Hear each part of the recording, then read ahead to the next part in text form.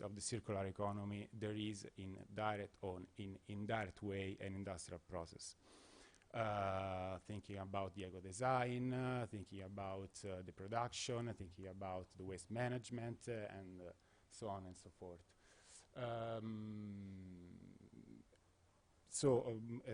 For that reason, it's quite clear the effort that the industry are making on circular economy. But I would like to stress one point, that usually I can listen to many audience in many contests that the focus is on industry that was born for environment. So what we could say the core green industry. So the industry that decided to invest only in environment, or they was born only for environmental matters. That is okay. We strongly believe in this industry, but I would like to stress that there is another part of industry, the traditional one, the manufacturing industry. We can call this industry the go green industry, that throughout the years has been investing in cleaning its process, becoming more and more sustainable. Just to give you a snapshot of this statement, the chemical industry by 1990 has reduced its emission by 90%. So a very strong percentage if we think that the chemical industry is the traditional industry by definition. But this effort is quite cost expensive, because industry are investing in circular economy, the industries are investing in circular economy, are investing in sustainability, and also in this case I will give you just one data. I'm an academic background, so I won't like to give you a lot of data, but just few data, because I will leave to Professor Zoboli with this report all the possible data. But I would like to show you that according to the Global Sustainable Investment Alliance, only in 2018 all over the world the industry invested 31 key billion in sustainability. That is more or less the GDP of China and US taken together. And half of this amount is made by Europe. So Europe is strongly, and the European industry are strongly committed in sustainability. And let me say some word about Italy, because I'm Italian. So I will say that at least for circular economy, we could say that we are not the last of the class. We are not so bad. We can say that circular economy for Italy, for Italian industry, it's not probably a novelty. It's something that we are working on, but it's not completely news, because we recently highlighted that due to a lack of raw material, we know that Italy has be facing a lack of primary raw material, but as this aspect has brought the industry to develop a conceptual way of production and consuming that we can recall in a slogan, less is more. So we managed to maximize, and we managed to become the first in productivity, and also in comparison with Germany, that is for sure the first manufacturing industry in Europe. We throughout the year managed to do better in intensity of CO2 emission, in energy input, in resource input, in reducing waste production, and at the same time maximizing recycling in recycling. So very good news in vision of circular economy and in the future framework that we are facing to. So going to the conclusion, circular economy, as I said, is not probably a novelty for the European, especially for the Italian industry, but could be a great opportunity to improve our performance and to tackle, to face some bottlenecks that we recognized and we should say delay the transition to this new model. For that reason, we presented in at last October a report together with EY, highlighting which is the main aspects that we have to working on, and we highlighted three main factors that we have to work into. The first is the regulatory aspects. For sure, as Paola said before, setting a proper, certain, a stable regulatory framework in favor to the circular economy, in favor to recycling, in favor to reuse, in favor to obtaining byproducts is for sure a pillar for completing the transition. On the other hand, we have to say that our entrepreneurs in some case consider more easier to discard his waste and dispose it instead of considering byproduct, instead of investing in reduction or as well as in recycling and recovery, because in some case the regulatory approach is not so friendly, and so the entrepreneurs based on a risky approach decided to go to the safer but the environmental but not the environmental best.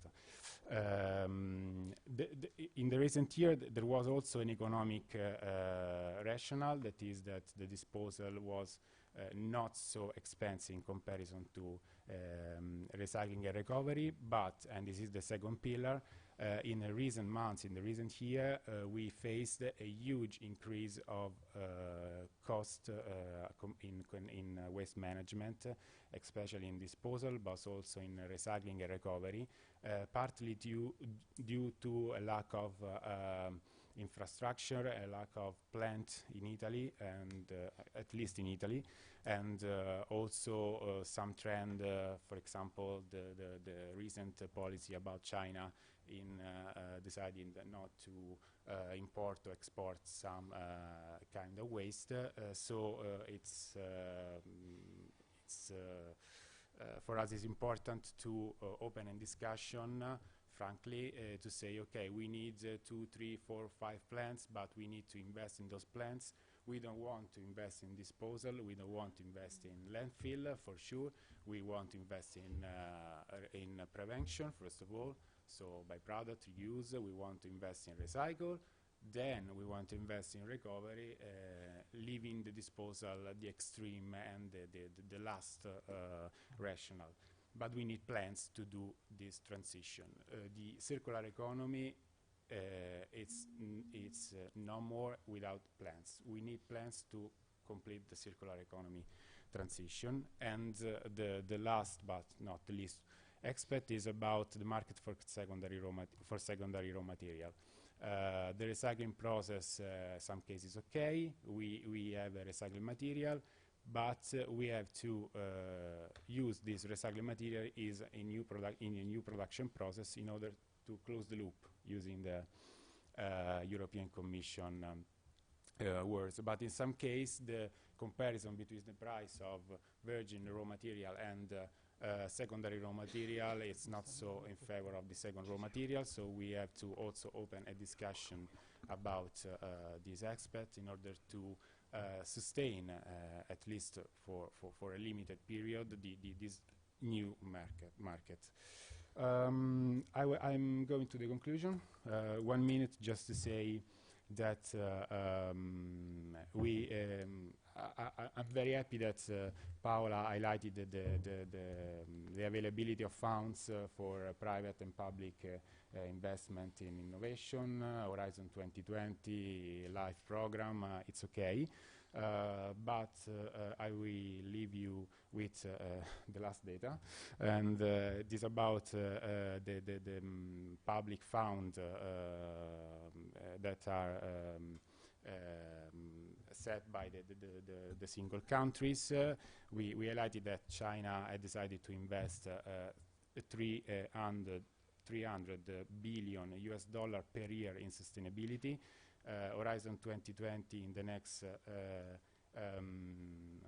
6 years, we think that we should invest 96 billion. So we see that there is not a proper balance between the new economy that are investing in sustainability, the traditional economy that has the know-how, has the history, has the history from this part, but we have to be competitive also in the sustainability way, because, and for this I will leave the floor to my next speaker, environment is not an enemy for the industry. Environment is a partner for industry, and so we have to be competitive also in investing in and support, and to be supported in the environment. Thank you very much for your attention. I will stay with you all the morning for a Q&A section, and thank you very much.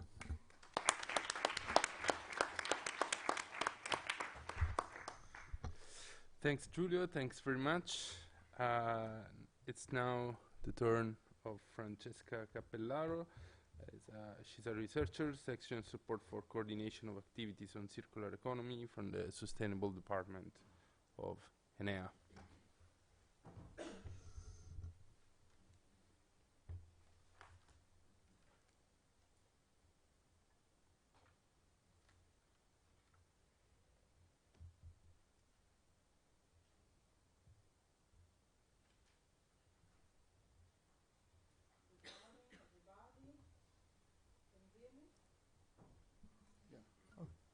Now it's okay. Okay.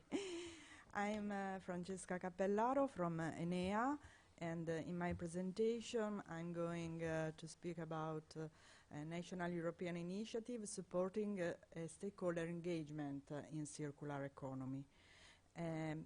The first slides are about my organization. Enea is a research agency and dealing with energy, new technology, and sustainable economic development. We have about 13 research centers in Italy and other technical laboratories spread in our country. We work in different sectors, and we have a specific department dedicated to sustainability. And in particular, the sustainability department is organized in seven technical divisions and in more laboratory dealing with the circular economy issue. In particular, I work in a section, transversal section, that coordinate the circular economy activity for the Enea agency. And in our mission, we develop a specific scheme for this transition to circular economy. And the aim is to reach a systemic innovation because it's very important to act at different level, in particular at the industrial level, but also at the territorial and also in urban areas. We develop a multidisciplinary and horizontal approach, and one of the critical aspects is to have a high stakeholder engagement. Stakeholder engagement is also highlighted in the recent report already presented by Paola, and is a vital tool for the transition to circular economy. So in our activity, we promote several initiatives supporting stakeholder engagement, especially in Italy. Here you can see some initiative who's seen the involvement of Enea in collaboration with other national stakeholders, in particular Italian Ministry, the Ministry of Environment and the Ministry of Economic Development, but also industrial stakeholders such as Confindustria. In a recent activity, we established an Italian platform in collaboration, in agreement with the Environmental Ministry, and this platform is devoted to a specific critical raw material, the phosphorus. In fact, this material, for our national situation, we have a high dependence from import. And the aim of this platform is to promote dialogue in order to reach a national self-sufficiency in phosphorus. Another important platform coordinated by Enea is dealing with industrial symbiosis. And there is, since 2016, a collaboration agreement signed by several stakeholder institutions, research organization, and also industrial association.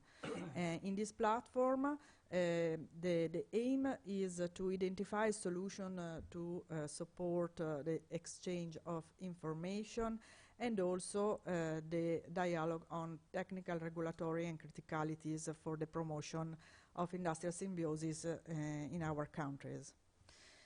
In an European initiative who see the technical coordination of Enea is the European project Cicerone Horizon 2020, and this project is aimed to elaborate a European strategic agenda for the research and innovation in circular economy.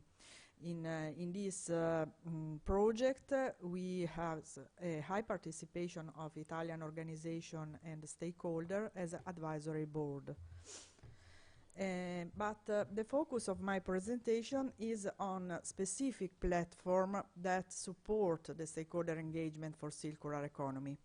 One is the European Circular Economy Stakeholder Platform, and this platform is a tool established by the European Circular Economy Action Plan and is a joint initiative of the European Commission and the European Economic and Social Committee. Is a network of the network, but I think that in the next presentation we can have more information about the representative of this platform. Enea is the unique Italian member of the coordination group. The coordination group includes 24 representatives of civil societies and local governments, and Italy is represented by Enea. As a member of this coordination group, we has a specific committed, and we act to promote a national hub for circular economy in Italy. This is an interface between the Italian circular economy stakeholders and the European platform. And the main aim of this platform, named ICISP, Italian Circular Economy Stakeholder Platform, is to promote the sharing of best practices.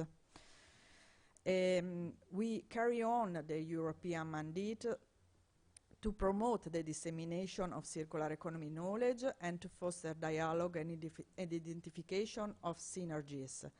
Another important activity is the map of good practice, especially in our country. But we, as an Italian platform, we would like also to create a permanent operational tool in our country in order to spread the Italian excellence in circular economy and also to promote our cultural, social, and also entrepreneurial models to have an Italian way for circular economy. Our national platform was launched in 2018 and seen a first step involve some stakeholder to sign a charter. Then a wide stakeholder engagement process is ongoing, and we organize several working groups. The first founders of ICISP are coming from public administration and local government and see the participation of national ministry, but also regional institution, and also other research institutions are involved. But since the beginning, we see high participation of industrial stakeholder. Now, in 2019, we open the participation to other stakeholders and reach a high involvement, and actually the members are about 50. The national platform is organized in 6 working groups, and the topics are related to research and innovation and knowledge dissemination. Another group is on policy and governance issue. A third working group is on indicators for circular economy.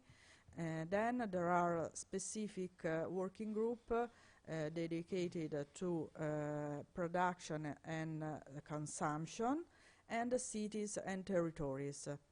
The 6 groups is promoting the best practice collection in Italy. There are several products developed by this group, and in 2019 we released several thematic reports from each working groups. Another important initiative are meetings, because stakeholder engagement is favored by workshops and meetings. Working groups are organizing several meetings, and in 2018 we organized a thematic workshop on urban challenge for sustainable for a circular economy. And at the end of 2018, we held an annual conference in Senato della Repubblica with the involvement of our national government. Then, as a national platform, we also take part in an European platform activity, and in particular, in last March, we took part in the stakeholder conference of circular economy stakeholder platform. This conference was very, very crucial to explore the circular economy action plan, and also discussing policies for the transition to a circular economy. Another issue is related to the connection among circular economy as an enabler of the Agenda 2030 goal. And in this case, the discussion is open. Finally, a very important mission of Circular Economy Stakeholder Platform is to the sharing of success story. And this is also a future perspective for our national platform, because we are currently mapping the circular economy Italian best practices, and collecting about 80 practices in our country in several sectors. Our national platform would like to be an interactive forum to discuss also the gaps and barriers to the establishment of a circular economy plan in Italy, but also to highlight the driver and success stories in Italy. For this reason, we are organizing a thematic workshop in 2019, and specific topics will be related to plastics, textiles, and also cities. Another important perspective is to explore linking and collaboration with other circular economy platforms in Europe, because other countries are establishing a circular economy platform, for example, Romania. I finish my presentation. Thank you for your attention. Thanks.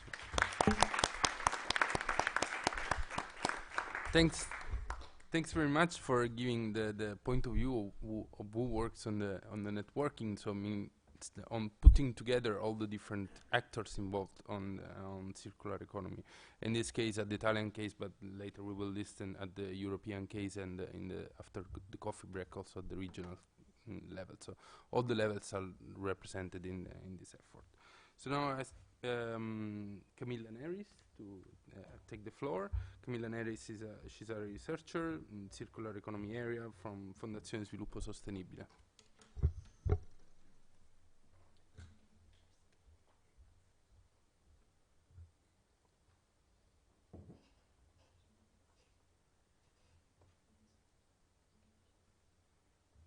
So good morning, everyone.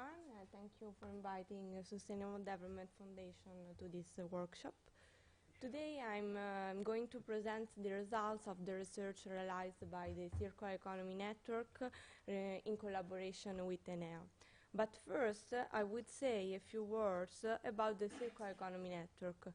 This is a project launched 1 year ago by the Sustainable Development Foundation and a group of 12 companies that are called promoters of this project.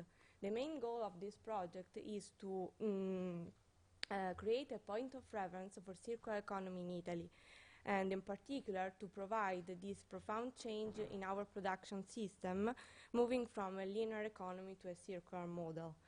The project is also supported now by 30 companies.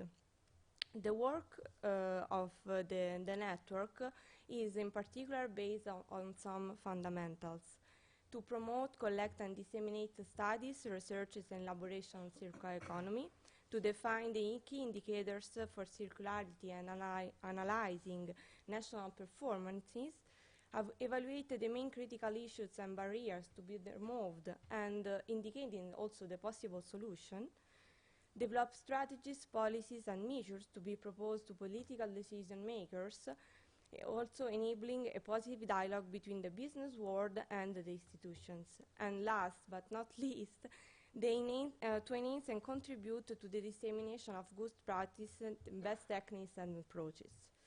In this sense, the main activities of the Circular Economy Network are the elaboration and the publication of the report, the annual report on circular economy, like this one I will present today, and the organization of a national conference that is the main conference organized by the Circular Economy Network in order to create an occasion to debate with institutions and stakeholders on particular issues on circular economy.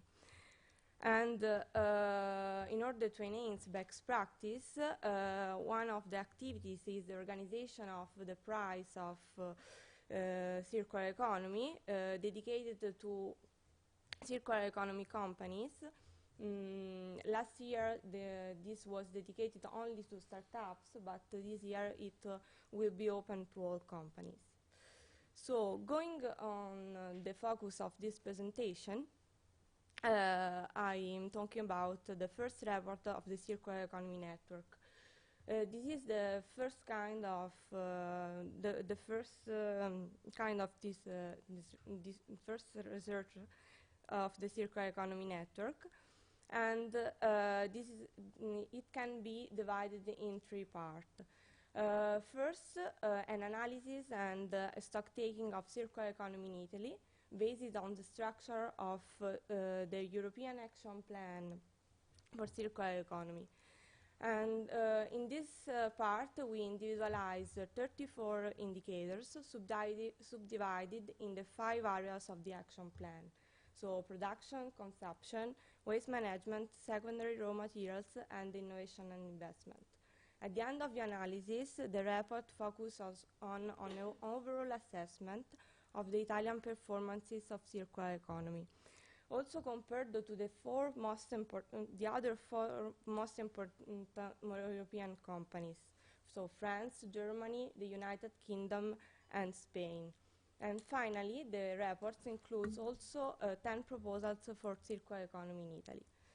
Today, I'm going to present some of the indicators that we have analyzed, and also an overall assessment of each area of the action plan. First, in terms of circularity of production, we can see that Italy ranks first compared to the top 5 European countries, a stable position compared to the last year. But these good results do not exempt us from the assessment for the individual items. If we analyze, in fact, the indices of resource productivity for Italy, we can see that in 2017, our country ranked among the first European countries with the greatest economic value generated per unit of consumption of material. However, it's important to point out that in this sector, our country not only did not manage to match the performances recorded in 2014, but has substantially seen no change in recent years. On the other hand, after a considerable increase of total waste produced per unit of consumption of material, Italy had the worst performance compared to the 5 largest European economies in 2014. In this year, the analysis of total waste production compared to the domestic material consumption sees Italy achieve the value of 22%, compared to a European average of 12%. I'm sorry. In terms of consumption in general, considering the trends of the various indicators analyzed, Italy ranks third ahead of Germany. One of the parameters that was used to evaluate this sector is the domestic material consumption. In 2017, Italy accounted for 500 million tons, with a reduction of 36%. It is, however, important that, considering the last year of analysis, our country have a trend reversal, recording a slight decrease in consumption compared to the previous years. However, we can hope in some progress in this area. The best results achieved by the competing economies show that it is also especially possible in the repair and the sharing sectors. In fact, according to the Eurostat data, it should be noted that, on average, a repair company in Italy reduced its production value by around 10,000 euros from 2008 to 2016. It highlights an unexpressed potential for this sector. In terms of waste management, it was already observed that Italy can be considered among the best performing countries in the EU. In 2016, the percentage of recycling of all waste was 67%, compared to the European average of 55%, taking Italy to the first place when comparing to the main European countries. On the other hand, landfill disposal for Italy is down 25%, in line with the European average. So, from the overall analysis of waste management performances, Italy ranks first, joint with Germany. And this is true despite some critical issues that have long been known, such as the delays of some areas in urban waste management and the not always balanced geographical distribution in treatment plants. Lately, the emergency of end of waste has also emerged. In terms of secondary raw material, considering the 4 indicators analyzed, Italy ranks third, 1 position down compared to the previous year. The parameter that was used to evaluate this sector is the rate of circular material use, which for Italy in 2016 equates to 17%. It was also possible to carry out a balance between the export and the import of recycled material in our country. From the overall movement, it emerged that Italy imports 700,000 tons, more than what it exports. In 2017, 96 million tons of material was recycled and reinjected within production cycles in Italy, an amount higher than what was recycled nationally. This data provides two signals. First, tells us the Italian production system is capable of exploiting recycled material and that there is a demand for it. On the other hand, we are not able to fully satisfy this demand through a greater exploitation of waste in our territory. And last, in the sector of innovation and investments, the overall assessment of performance sees Italy ranked second after Germany. A weak point is the low eco-innovation input index, which places Italy well behind competing economies with a value approximately 3 times lower than Germany and 2 times less than France. This is limit partially compensated by a satisfactory eco-innovation output index, which sees Italy second only to Germany. And in the sector, for the employment sector, Italy ranks first with an employment rate of more or less 2% compared to the total employment. At the end of the analysis, as I said, we evaluate all the area.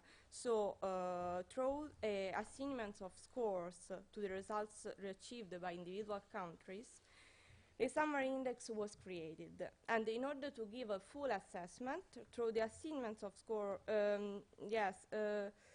the overall national circularity index was the sum of the scores achieved by each area. So for a better analysis, we also calculated and compared the last 2 years available for analysis over the time. Based on this methodology, comparing the 5 most important European countries, we can see that Italy is the top performance in terms of circular economy implementation, ahead of the United Kingdom, France, Germany, and Spain, all in this order. We can see that while Italy's position has remained unchanged compared to the previous year, there are also small signs of a slowdown which must be taken into account. So I finished my presentation. Thank you for attention. If you want further information about this study, it can be downloaded also on the Circular Economy Network website and on the Sustainable Development website. Thank you.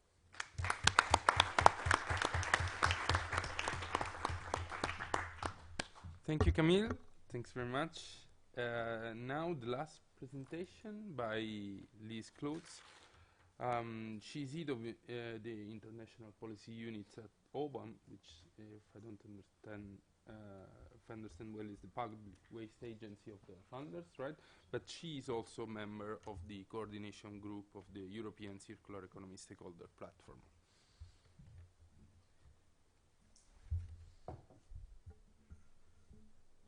Thank you. Is this working? Yes, okay. Thank you. Thank you for inviting me and allowing me to speak here for you. I'm here, in fact, with 2 hats. One hand, I'm the head of the international unit of OVAM, which is indeed the public agency on waste, also competent authority for circular economy. On the other hand, I'm member of the 24 headstrong group of the coordination group, as we call it, for the circular economy stakeholder platform. Now, I approach this presentation starting from our experiences in Flanders, how we deal with stakeholders, as I listened carefully to Roberto, interaction is crucial for the transition to circular economy. We think that as well already since 2006 in Flanders almost. We've been experimenting quite a lot with how to deal with stakeholders.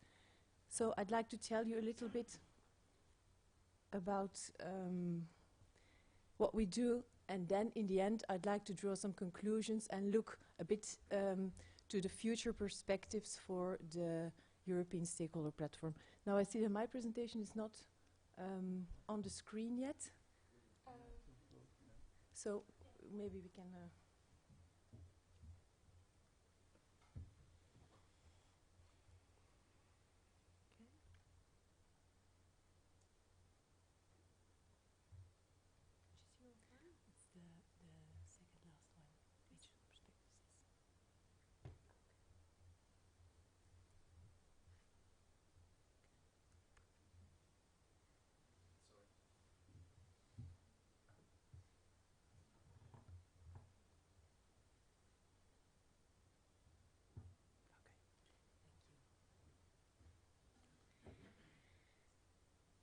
So, towards circular low carbon economy, regional perspectives from Flanders, and then making the step to the EU level in terms of stakeholder engagements.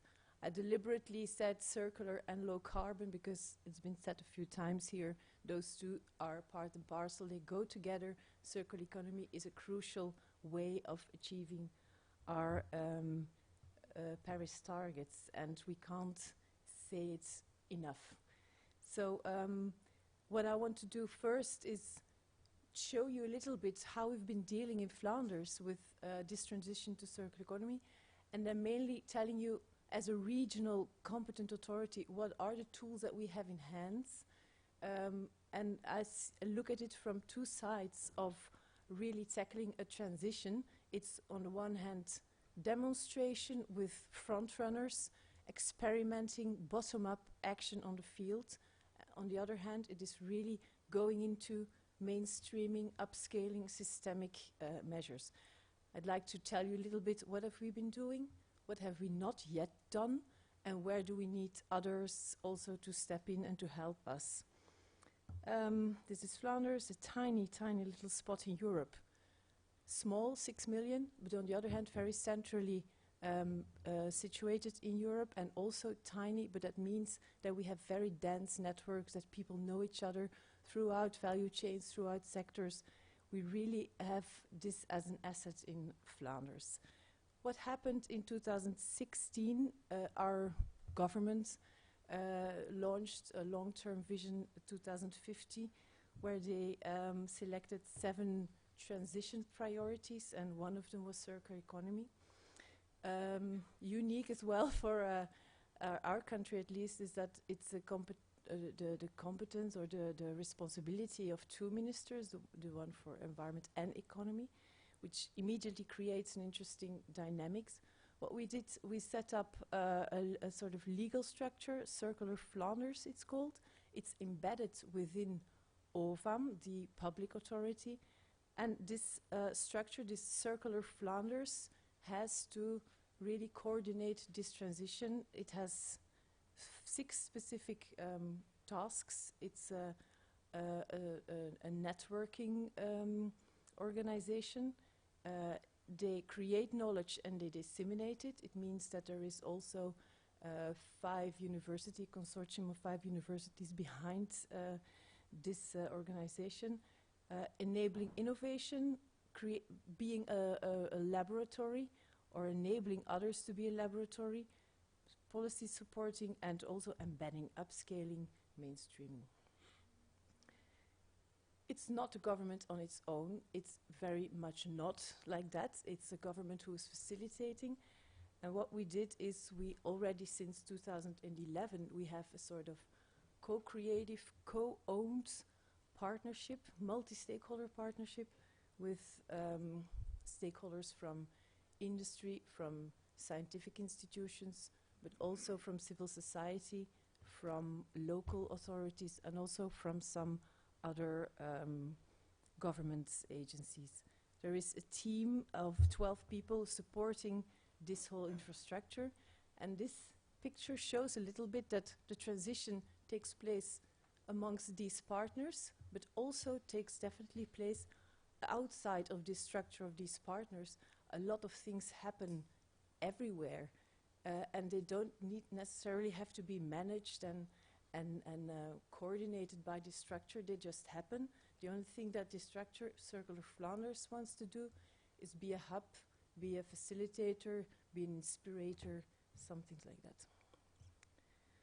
So what actually happened within Circular Flanders the last few years?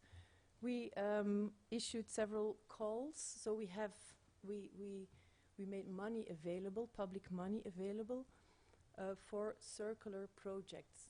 Any kind of circular projects, any actor, any candidate for a project could respond to the call. It were very big chemical companies, for instance, who had proposals on chemical leasing projects, but it was also like solo entrepreneurs who wanted to set up a library for baby toys to exchange things like that. So it's very diverse.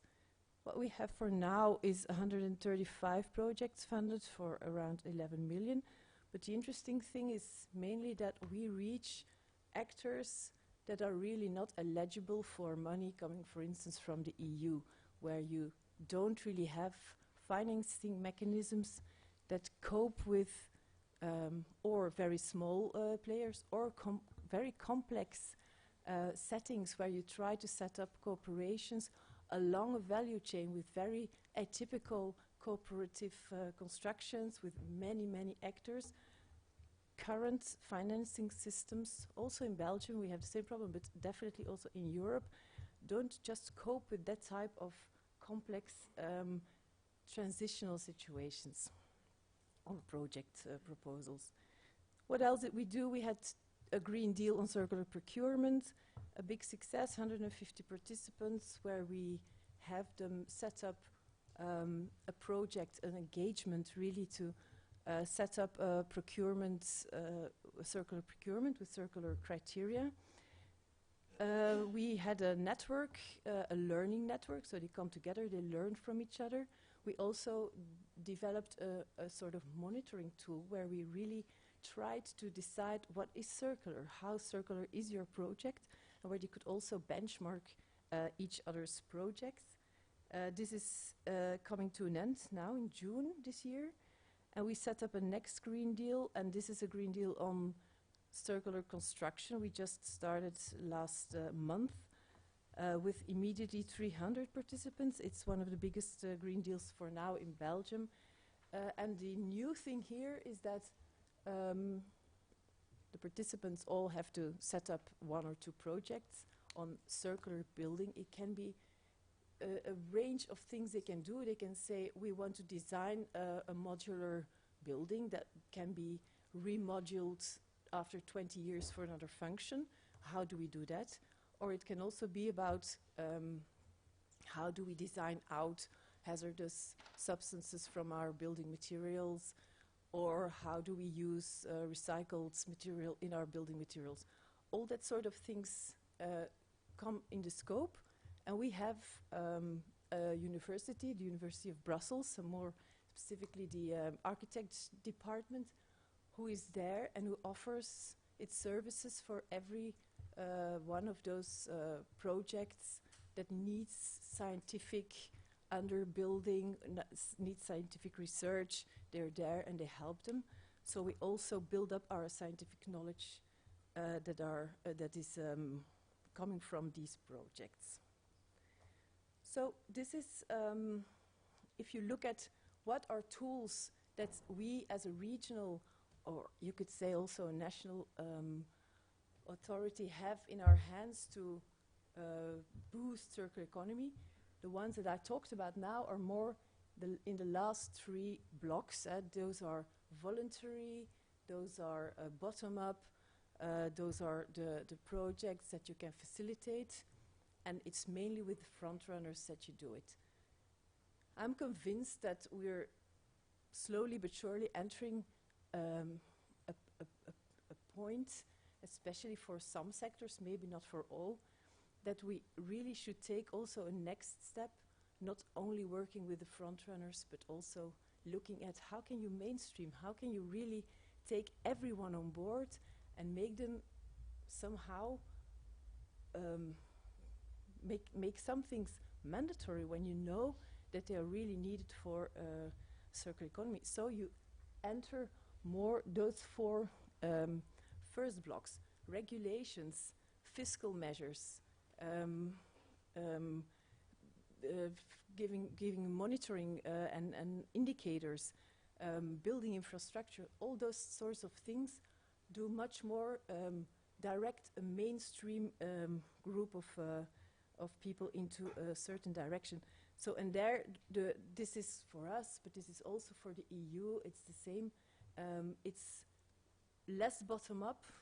It's still bottom up because you need your stakeholders to support it, but it's also from top down. You need to take action. It's policy making, and so on. So, just from Flanders' point of view, what did we do up until now on this type of measures?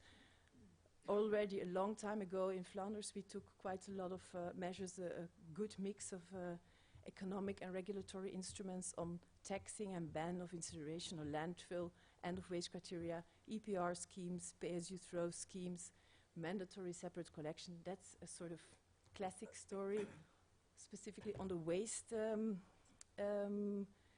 side of the value chain. We also invested a lot in reuse, that's more prevention. We also did investment in recycling parks. Over time, what we did as well is setting up a platform on industrial symbiosis.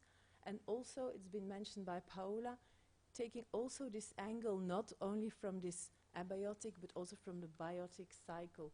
Look at it in terms of how to protect soil, but also looking at it from the point of view of how do you use your space, because that's a competence we have at this regional and in fact quite local level. How do you use your space in a circular way is something that doesn't happen at an EU level. It's something that really needs to be done at our level.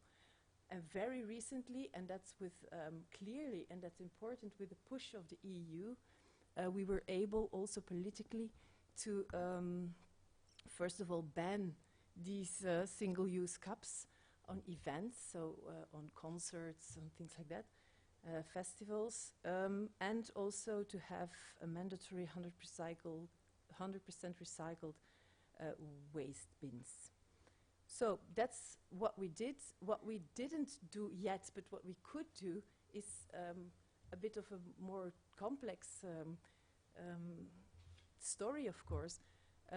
First of all, we are a federalized state, so what we need, of course, is to cooperate with all the other decision levels in Belgium, because we, at the regional level, we have, for instance, competence on waste, on economic innovation and things like that. But at the federal level, we have competence on product policy, fiscal measures, which are crucial, of course, for circular economy, and who need to coherent with what happens at the regional level. So what we're doing, we're trying to start shaping a good structural cooperation, but it's very difficult to do that and to have it also politically validated.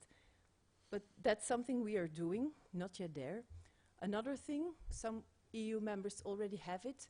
EU itself doesn't have it. We haven't yet decided on it, but we really think that a target, a sort of overall circular economy target, resource efficiency target, is crucial, because at a certain point when you need to take those more systemic measures, you need a direction and you need political courage to do it.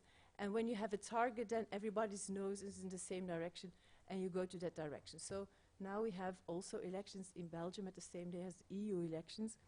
And in the documents and memorandum and so on that are being sent to our next government, we have a proposal for a 30% reduction of the material footprint of Flemish consumption by 2030 for 4 sectors. and that's built around the 4 sectors which are the most societal needs, where are the most societal needs: buildings, mobility, food, consumption. And what we are looking for is consumption in Flanders, which means what is produced and consumed in Flanders will be counted. What is produced elsewhere and consumed in Flanders will also be counted. What is produced in Flanders and exported will not be in this, will not be there. Another thing which is important, of course, are the indicators. It's a discussion at the EU level. It's also a discussion in Flanders. We're looking at both material and carbon footprints in 4 sectors, those 4 sectors. From both a consumption and production perspective. We look at how to adopt circular procurement criteria. It's still very difficult. We feel that there is still a lot of work to do, learning with stakeholders and so on. We want to strengthen EPR schemes, also on ourselves, but also with the EU. And an important one is that we really think that we should integrate a material performance together with energy performance of buildings. We do a lot of work on it, but we think that we need an EU push, as we had for the EPB. We also need for a material performance. And of course, fiscal measures are important. It's a slide that I'm not going to go into detail too much, but these are a sort of reflection on where are the obstacles to really enter into this more systemic upscaling phase. It's been said before, of course, the federal structure in Belgium is a complex system, but we also need a regulatory framework. And it's not only regulatory framework for waste legislation, it's much broader than that. We really need a regulatory framework at the EU level for circular economy, with the targets, with the indicators, with a monitoring system, with reporting, with action plans at the EU level, at the national level, also at a local level. So that sort of framework we really need to be able to move forward, to be able to also have a clear path forward. We need an EU market. Industria has clearly said it. It's very much true. A level playing field for new types of business, circular and low carbon businesses. And we also, that's what I said before, the financing criteria are not really coping with the needs of real innovative projects on the field. So to close, just a few words on what we need at the EU level to finally come on to the point of the stakeholder platform. We have a new commission within a few months. Many things already have been said. What has to be done at the EU level, it is taking further steps to strengthen a market for secondary raw materials. We think there are many instruments that can be strengthened. End of waste criteria, large investments in recycling infrastructure, quality guarantees, product standards with circular economy criteria such as recyclability, repairability, those types of things. And also a clean circular economy, which means trying to design out as much as possible the hazardous substances. Strengthening EPR schemes is for us a crucial one, and extending the scope of eco-design outside the current regulatory frameworks for non-energy-related products. The binding framework, I repeat it here, it's crucial, we think, fiscal incentives, but there we have the problem of the fact that this is unanimity vote at the EU level, so we should first have a discussion on a majority vote, and of course linking not only the circular economy with climate change, but also very much with biodiversity. And for us, soil quality is one way to move forward there, and have an EU regulatory binding framework on soil protection is an important one. And then last but not least, the stakeholder platform.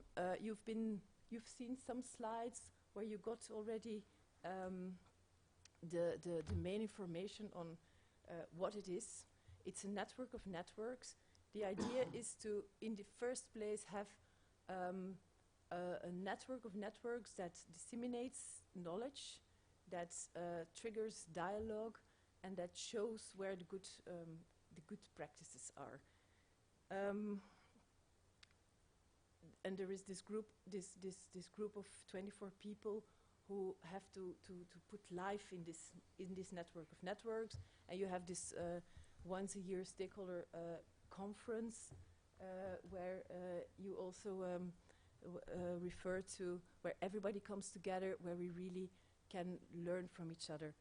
But when I talk to people and I tell them about it, as we do here today, you see a lot of people who don't know yet this platform. It's just not known enough. So we should really think about how can we get it out and how can we really make it very easily accessible and easily usable as well. A point there is that the website, because it's mainly a website where you have a forum and a list of good practices and so on, it's not very attractive, to be honest. It's not like a very accessible, very easy to read website. So it's, I think, if you want to be a widespread network, you need a website that is like works like this. So for me, what needs to be done really, if the EU is serious about involving stakeholder engagements, multi-stakeholder stakeholder participation, then in the next phase, so this was a sort of tryout of 2 years, we need more money, we need a better governance, we need really a group of people, Commission and Social Economic Forum together, who manage it. The governance structure around this stakeholder platform needs to be much stronger, because for the moment it's like 1-2 people maybe, and the rest is left to the members of the stakeholder platform themselves, who all are people who have a very busy job daily to do. So it's a good start, but we need to step up if we really take this seriously. Professionalize, I mean, for instance, the website really should have a makeover and should become much more accessible. But more importantly even than this outside frame is who do you want to reach and how do you reach each other? Because the EU, of course, is so big. And what I see now is that mainly the usual suspects are there. The usual suspects who meet each other everywhere, they come again together in this new setup network, again with the same sort of people. And if you look at what we really need to make a transition, you need the unusual suspects also involved in this sort of networks. I think of youth or poverty organizations or that sort of actors within society who are as much involved in the transition to circular economy as authorities, the classic civil society, and industry. So the big question for me is how do you reach out to those, because their voice might be very important to really make a just and a fair transition to circular economy possible. And that's what we need to do, also linked to the 2030 agenda and the SDGs. So I think that's the biggest challenge for the stakeholder platform for the next phase, to really reach out and to set up those structures that we really get into interaction with the right actors. Thank you.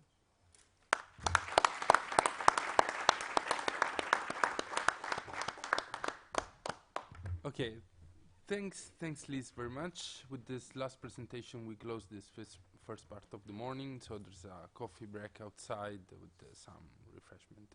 See you back in 15 minutes.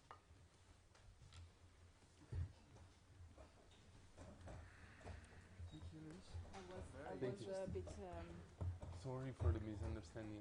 Yeah, there was a bit of a misunderstanding. But you know, I just because I just presented it as part of the European Circular Economy Stakeholder Platform, when in fact My presentation was not really on the platform. I could have chosen.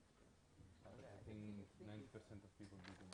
Yeah. I think it's interesting because in the panel we are also about the region. Yeah. They are doing some stuff. Yeah. Can be, And that's what maybe because I saw that in Closure, and I thought maybe it was my fault that they want a regional angle, and that's why I started. Yeah, but it's okay. It was it's very good that we have two regions.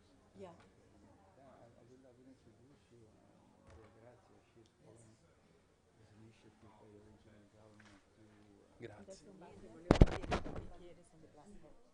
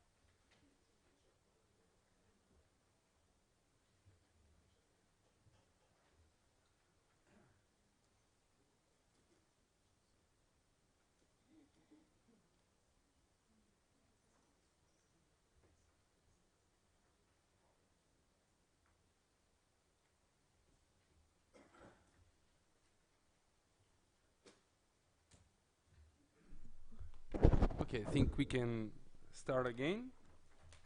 In the second part, we have basically 4 presentations. The first by Henning Wilts from the Wuppertal Institute, the second by Mick de Schoenmaker from the European Environmental Agency, and the third by Maria Grazia Pedrana from the DG Environment and Climate Regione Lombardia. We'll conclude this second section, the presentation of the joint theme Catholic University report by Professor Roberto Zoboli, and then we will have a short light lunch. And the floor is yours. Well, thank you very much for the invitation and of course for this opportunity to give you a short input. Not really sure where I find my slides. If someone...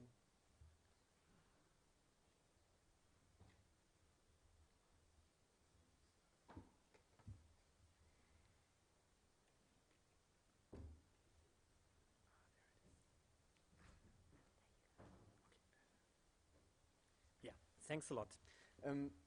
As said, thanks a lot for this opportunity to give you a short input on an issue where I especially see the need, as Roberto mentioned it, for a better coordination of policy, research and business. The issue of resource-efficient circular economy on the one hand, and digitalization as an enabler and at the same time challenge that we're currently facing. We already heard, if we look at the current trends, we see increasing recycling rates. If you look at my home country, Germany, we're still quite proud of high recycling rates and improvement in this area. At the same time, I think it's crucially important not to consider this as a good indicator for a circular economy. If you look, for example, at the issue that we're currently discussing so intensively, plastics, in Germany we have a collection or a recovery rate of plastic packaging of 99.2%. That sounds quite okay. If you look at the reality, we see that out of the 5.2 million tons of plastic waste that we have from households, about 60% are incinerated, another million is exported, 1/3 is lost during the recycling process, and in the end we cover only 12% of the German need for plastics from the industry by recycled material.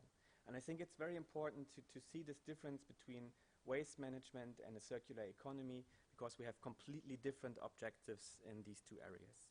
If we look at waste management, the idea was always to get rid of waste in a safe, reliable, cheap, and starting maybe in the 1970s also environmentally sound way. If you look at the history, you see that cities could only grow beyond a certain number of inhabitants if they managed to find a way to establish a waste management system that brings the waste out of the city due to direct threats for human health. Also, if you look at the first waste incineration plant that we built in Germany in 1896 in Hamburg, that wasn't built to generate any energy or electricity. It was built after the last outbreak of the cholera. So again, getting rid of waste, ensuring the safe disposal of waste. That is waste management, and that is what we optimized over the last decades. If we look at circular economy, the challenge is something completely different. It's the ever-increasing amount of natural resources that tripled since the 1970s on a global scale, and according to the OECD will again double until 2060. This is the root problem of climate change, of loss of biodiversity that we have to face, where circular economy can be an extremely efficient instrument and strategic approach.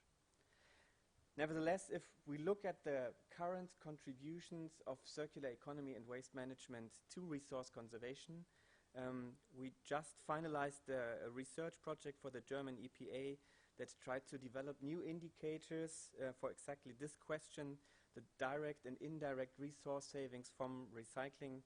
And we see that with the current system and the 80% recycling rates, we save only about 18% of the natural resources from all these activities. So as an economy, Germany spends 70 billion euro every year in order to just save 18% of resources. And our strategic agenda is to increase this rate up to 50% in 2030, and we're just starting to realize the magnitude and the challenge of this transformation. If we look at these figures, and at the same time, if we listen to reports by the Ellen MacArthur Foundation and others that always highlight the economic opportunities, the key question for us in Wuppertal is, why is it so difficult to become circular? What are the key barriers that we will have to address? And I think one of the important topics is the mismatch of supply and demand, the high transaction costs that hinder the uptake of recycled materials.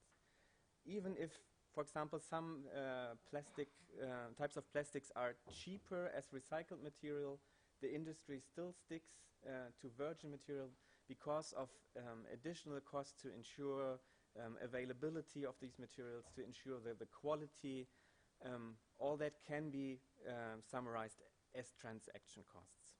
And if we consider these transaction costs and the management of data and information as one of the key barriers, it's of course only a small step to the opportunities of digitalization and Industry 4.0. The International Solid Waste Association published a report 2 years ago on the impacts of the fourth industrial revolution on waste management and recycling. And you see here that 97% of the stakeholders answered it will have an impact or a big impact. At the same time, we see that 81% of the stakeholders answered that they have only little or limited knowledge about it. So there's a huge uncertainty what it actually means, where to prioritize, what will be the specific impacts. Again, if we look at the situation in Germany, we see that also compared to other green lead markets, circular economy has a really low digital readiness. If you look at startup activities, at the use of the technologies, it's a system approach, and especially at the innovation dynamics. Here, for example, the energy efficiency is a clear front runner, and we would have to see what can the waste management and circular economy discussion learn from what we've seen in the energy market over the last years. We try to understand what could be the really interesting instruments, technologies that will help us from a circular economy point of view. And I think a first point is sensoring. The generation of real-time data and the collection of this data could lead to automated market and logistics platforms, something like a Uber for waste. If we look at cyber-physical systems, we see that we already have a very good idea of how production processes work. At the same time, we're lacking an integrated perspective also at the recycling process.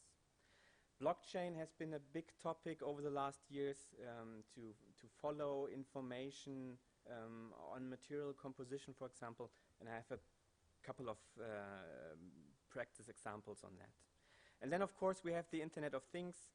We already have a lot of really interesting experiences in predictive maintenance of machines that signal that they will have issues. We currently have the first pilot projects where a machine says, I'm beyond repair, it doesn't make sense to repair. And I think it will be a next step that we will have automated market platforms for these machineries that become waste and that offer themselves, for example, on an online platform. If we look at blockchains, this has been, of course, a really big hype over the last 2 years. And if we look at the advantages, there could be some points that help us to address these barriers, these transaction costs, the increased transparency, the eliminated commission fees, the opportunities to increase the frequency and efficiency of trading actions. All that could be really interesting for markets for recycled materials. For the climate kick, we just finalized a short feasibility study where we asked ourselves if a blockchain-based deposit scheme could be an opportunity to increase collection rates and especially recovery rates for PET bottles. And what we've seen is that there is a really interesting economic business opportunity, and I hope that we'll launch a follow-up project with some industry stakeholders in the coming weeks on a touristic island with a limited number of people that have some experience in dealing with deposit schemes. And we believe that we could increase the collection rate in that area from 20% to 80%. It would save a lot of money from littering. And the interesting thing for me was that the retailers, the retail sector was really interested in because of the new data that could be generated. Who bought the bottle, where, how long did he keep it, and where did he return it? So this could be really an interesting business opportunity based on a blockchain approach. Nevertheless, if you look at the reality, what is already happening in that area, we identified in total 14 economic business models based on blockchains. Only 2 of them are fully functional. Most of them are still in the development phase. They focus a lot on plastic waste, on mixed waste. So all the waste streams where we have potentially valuable materials, where the information are lost because of the sorting processes and the mixture of different waste streams. If we look at the business rationale behind it, we see that they are mainly focusing on a bonus system for collectors. So similar to the deposit scheme, the idea is to collect waste in a better way so that it makes sense from an economic point of view to recycle it. Another project that we just started is trying to use big data analytics in a sorting facility where we try to generate predictions about the quality of materials, the amount of materials that could be offered to industry as recycled material, where we see really big interest from the industry side that try to understand in a better way how they could actually turn waste into a resource for their company. What we would like to do is to develop 4 pilot projects with 12 companies and to increase the use of recycled materials by 4 tons. After 3 months of the project, we almost finalized that. The interest is really high. What we also see is that there is a big knowledge gap in the companies, how to implement these procedures, these new technologies. We're talking to waste management experts that lacks the experience and the idea what could actually be done by these new technologies. So we're now trying to develop a concept for uptake managers in the companies that will have an expanded responsibility for the circularity of material flows in the company. If you look at digitalization, I think it will be important that we get from the technology itself and the hype, for example, about blockchains to actual benefits. We have all these enabling technologies, the Internet of Things, the blockchain, cloud computing. I think we're currently developing the business models, but it will only be successful and have an impact on the circular economy if we can actually show positive benefits. And here again, I think there's a lot we can learn from the energy sector, where we have, in fact, lowered energy consumption, lowered costs, increased customer satisfaction, and all these benefits are something that we have to identify also for a circular economy. And final slide, and from my point of view, crucially important, we have to see that digitalization as the circular economy is not an end in itself. It has to help us to reduce resource consumption. If we look all the different aspects of sustainability, society, economy, ecology, always digitalization can have really positive impacts. It can help to improve digital education. At the same time, we see the discussion about fake news. So there's always, there are pros and cons, and I think it will be important to develop a strategic framework that will help us to use digitalization as an enabler of the circular economy. If you look at the environmental impacts, I think, for example, the deposit, the blockchain-based deposit scheme shows the opportunities to increase resource efficiency. At the same time, if you look at the energy consumption of the blockchain, if you look at the necessary raw materials for all these infrastructures, there are big trade-offs, and I think it will be a crucial task for better coordination between policies, industry, and research to actually make digitalization an enabler of a resource-efficient circular economy. With that, thank you very much. Looking forward to your comments and questions.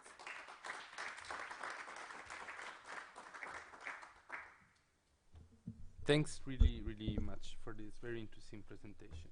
The second one is by Mike.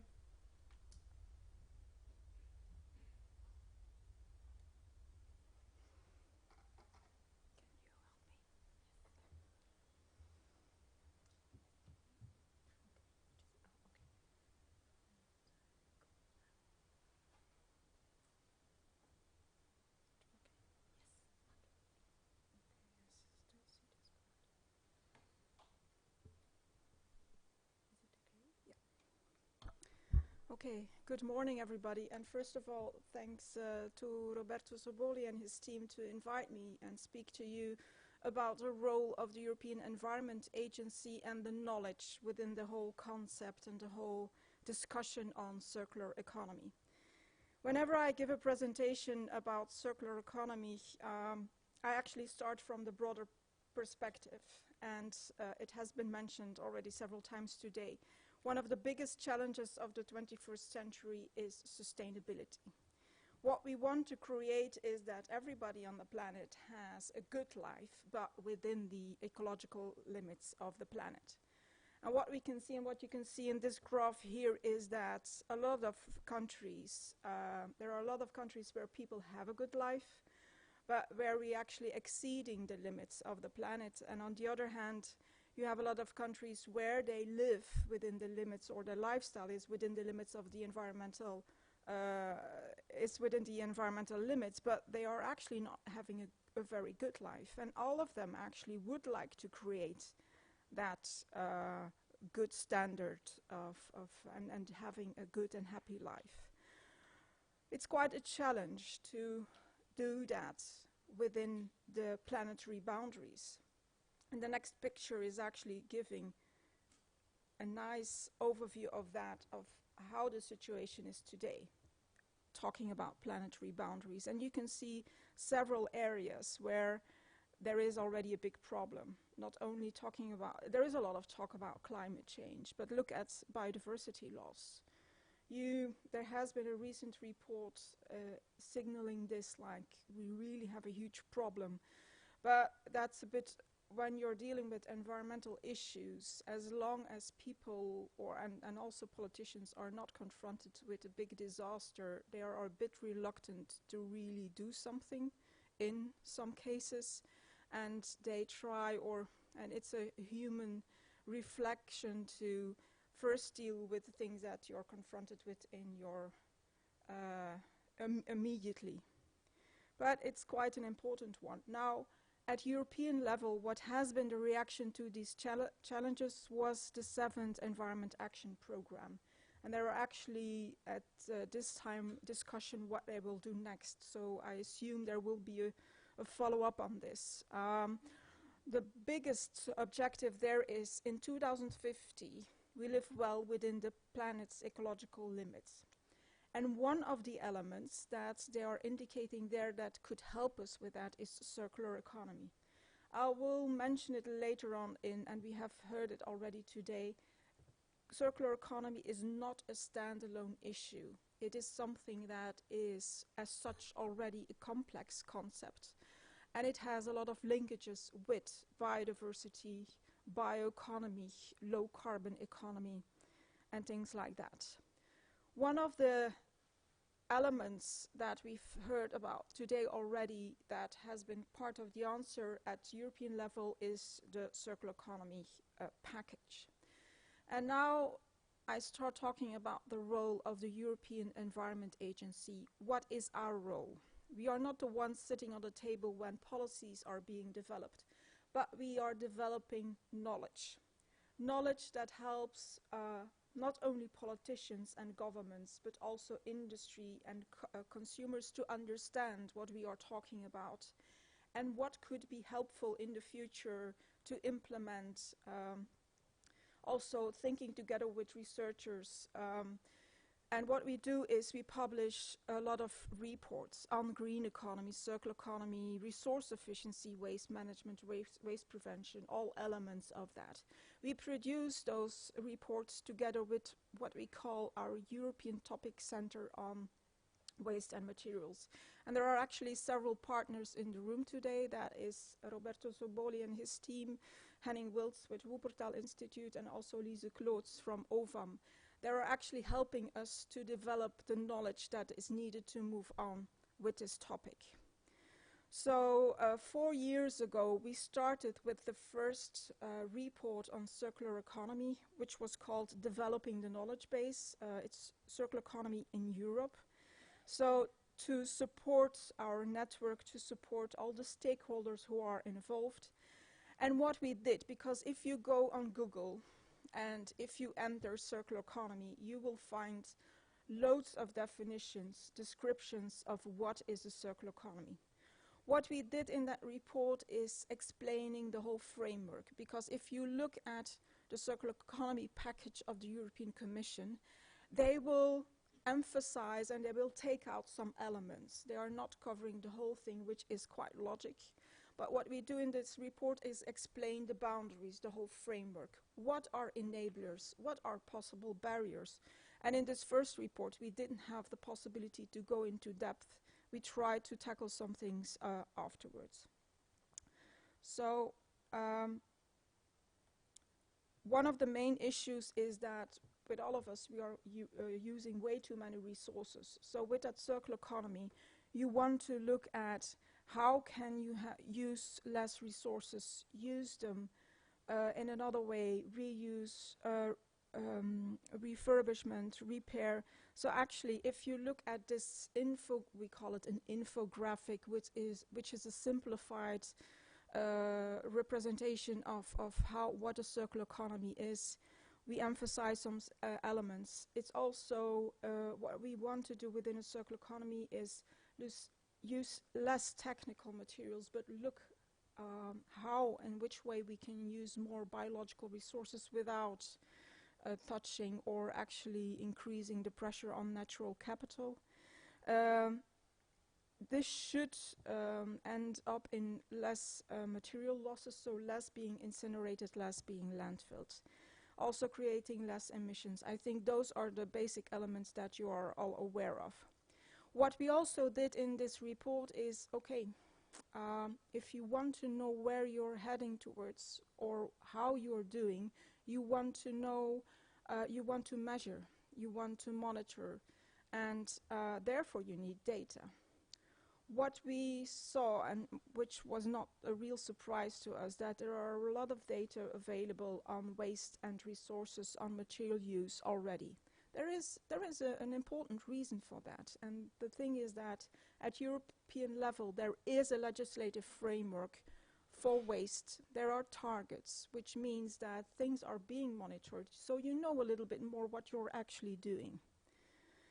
Another element which is actually also quite important, because design was already mentioned several times today as an important element, but there is very little information available. For example, if you have a product, how much recycled content is in there? You will find some products where you find information on that. Most of them you don't. It's also our products designed for disassembly.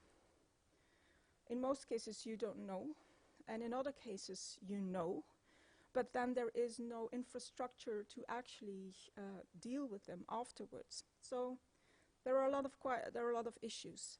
And this was actually, for us, a good reason to develop a next report on design and products. If you would read that document, there is a lot of information available there, but you should keep in mind two major elements.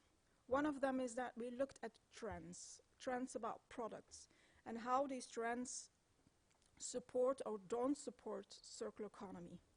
And we used what we call the traffic light approach for this to make it very obvious what we are talking about. For example, everybody in the room, I'm quite sure, has a smartphone. But if you look at the design of that, you can see that they are increasingly complex products. You have a few exceptions where they are trying to develop a modular smartphone, but in most cases not. You also have to know, and most of you are aware of this, your smartphone contains a lot of valuable materials that are actually not, there is no abundance of them. So we need to recycle them if we want to keep on using them. And in most cases, because it's such a complex product that in most cases the different parts are also interglued, it's very difficult to recycle them. So which means that one of the aims of the circular economy, reuse the different elements and your materials, is quite a challenge. So that's why we indicate it as not supporting the circular economy. Luckily, there are also very positive elements. More and more in construction you see like modular design, which means that within many, many years, if buildings are not longer used and you want to deconstruct them, you will know what's in there. If you have like indicates, or if you have a nice overview now what you put in your buildings, it will be much easier to recycle those buildings afterwards. So those are two examples of these trends. What is actually another major and important point for the circular economy is the systems aspect. If you develop a product, you need to think about, first of all, of course, what are you going to do with it? Is it safe to be used? But what if you're no longer going to use it, or maybe you don't like it anymore, you want to get rid of? You want to bring it to a reuse center, or you want it to be recycled, but is your infrastructure in place? What if you have something that is developed to be dismantled, but there is no place where you can bring it? So what's then the use? Also, if you want to recycle it, but there are no recycling facilities, you have to look at the whole system. What are you going to do with it? Also, in the way to actually increase real recycling and not going into downcycling, because if things are interglued, recycling is a really huge challenge. So, and it's not helping us. Also, for example, knowing what chemicals are there, because it's one of the issues where we have very little information of chemicals flowing around in our society. We don't know yet of all of them what is the influence on our health, on the environment. That's also something you need to actually really think about if you develop a product. So think about your system. This is actually reflecting some of those issues. Now, what I also mentioned already is circular economy is not a standalone issue. Low carbon economy, bioeconomy, biodiversity are things that are interlinked with it. And that's one of the reasons why the third report we produced, and we published that one last year, was looking at circular economy and bioeconomy in this case. What we did is, you have two concepts also at European level. So you have the circular economy, which is coming from an environmental, economic angle. And then you have the bioeconomy strategy, which was created by DG RTD, which is actually coming from a research and an innovation angle. Both of them have as one of the major objectives develop sustainability.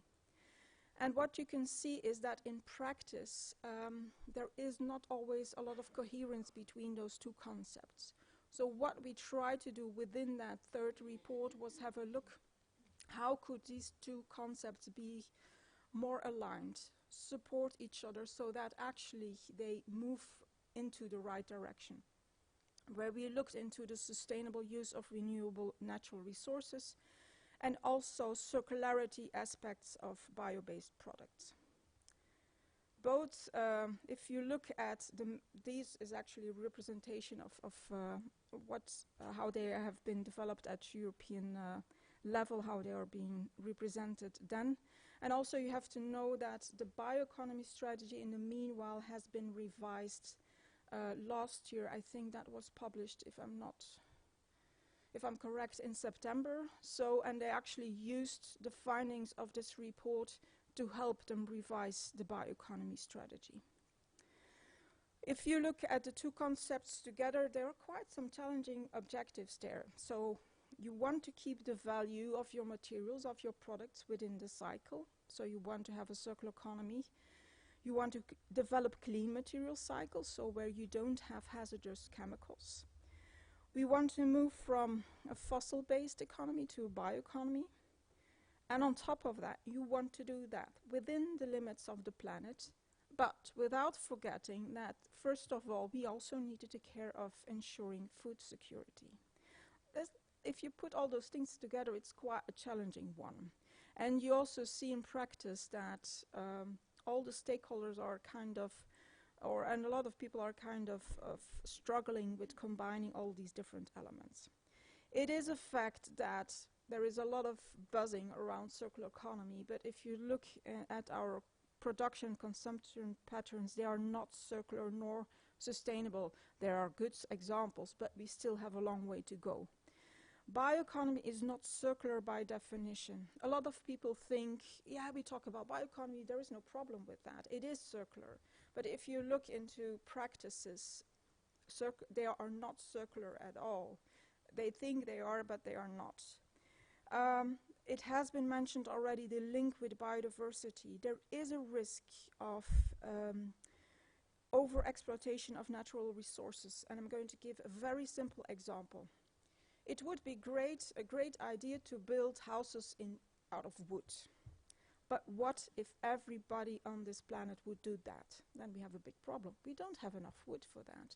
So just to indicate, we need to balance. We need to find a good balance for that. Also, processed biomaterials are not always biodegradable, and mixing them with technical materials can hamper recycling, which is also a reflection we should take into account legacies. We need not also look at the future, how are we going to design in the future, but also taking into account that there is still a lot of products out there that come from the past, that have been developed with other ideas, where you have chemicals flowing. So we need to think about all these elements. And again, an element that also came out of the second report, there is a lack of systems perspective. And I'm going to give a very simple example. 10 years ago, when I did a thesis on bioplastics, and biomaterials, bioplastics, compostable, biodegradable plastics were also, they started to be a little bit more known at that time. And you had companies to actually, in order to promote biodegradable or compostable plastics, who developed pens out of biodegradable plastics. And the question, of course, it's nice advertising, but what are you going to do with the pen if you're no longer using it? First of all, if you put it in a composting bin, in the case when it's compostable in home situations, are you going to take out the ink? In most cases, people will just throw it in if you would allow them. But the ink is not what you want to have in your composting bin. On the other hand, a lot of people will think it's a pin, I just throw it in residual waste. But that would mean that you're also you're throwing away resources anyhow, but your very valuable biodegradable material is ending up in incineration or in landfills. That actually is not what you want to create. You want to think about, where will my product end up? And this is just a very simple example. What did we do in that report? And it's also just to show you that whatever you're talking about in circular economy, there is no silver bullet solution. Whatever sector, whatever product you're talking about, you need to think, together with all your stakeholders involved, what would be the best solution for that. That is also reflected in there. So what we did was, in all the different stages of the life cycle, think of good examples that could help us. And it's talking about developing of new materials, where also research and innovations play an important role. But it's also thinking about cascading use of biomass. For example, first you build a table and you take care that you're not using hazardous materials to create it, maybe to protect it. Maybe in a later case you are going to reuse part of the table to build something new. Then you could think about, well, I'm going to take it in very little pieces. That could mean another case. And in the end, you, for example, will incinerate the wood that you're not going to use. In that case, it's a very simple example showing you that that same material can be, instead of maybe 10 years, can be used over 15 or 20 years, and then only you're going to incinerate, which extends the life cycle of that specific material and will end up in using less materials. So it's extending the life time. It's also thinking about valorizing things where we maybe not always think about. So food waste can be valorized, but there is also composting and anaerobic digestion. I think that not in all countries, but in a lot of countries still can be stepped up. So we have quite a lot of challenges, and one of the things you also need to try is anticipate side effects, because people have the tendency, I'm doing a good thing there, but I'm going to use a lot more materials for something else. So that's another actually human reaction to abundance, I would say. Another very important element that we need to keep in mind is that whenever we talk about, or in a lot of cases when we talk about circular economy, we talk about technical solutions. But there is one big, and it's not the only one big barrier, and that's the, how should I call it, the cultural element, the mindset. Because we are all citizens. Even if we would be a producer, in whatever case, we are consuming things. So we need to think about our behavior. And for me, from personal point of view, what I think is a very important one is that we need to empower consumers. It's not only about telling them off. It's about giving them instruments, helping them to find a good solution. And therefore, I think there is a crucial role to be played by public green procurement. I think there is a window of opportunity to do more with that. What we did within the whole framework of thinking about a system is also developing some design principles. And actually, I'm not going to talk about them all individually, but it's, again, think about your product when you're actually developing it. And I would like to link that with a presentation that we had already today. It's about stakeholder interactions. It's one of the challenges of the future, as it is such a complex element, and we need to think about a system perspective. You need to sit on the table with all the stakeholders involved. And you need to find new ways, and they are quite challenging, to cooperate and to find solutions together, because you also need to understand the different parties on the table.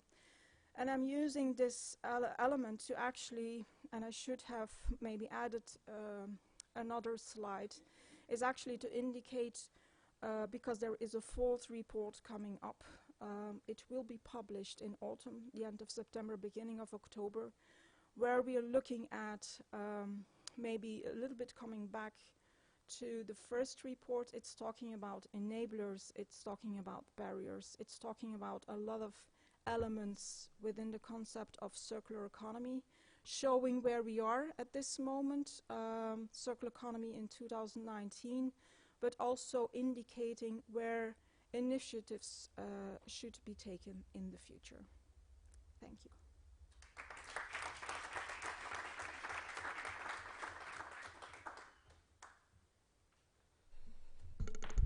Thank you very much. And now the last, not really the last, but the last short presentation by Maria Grazia Pedrana from DG Environment and Climate, Regione Lombardia.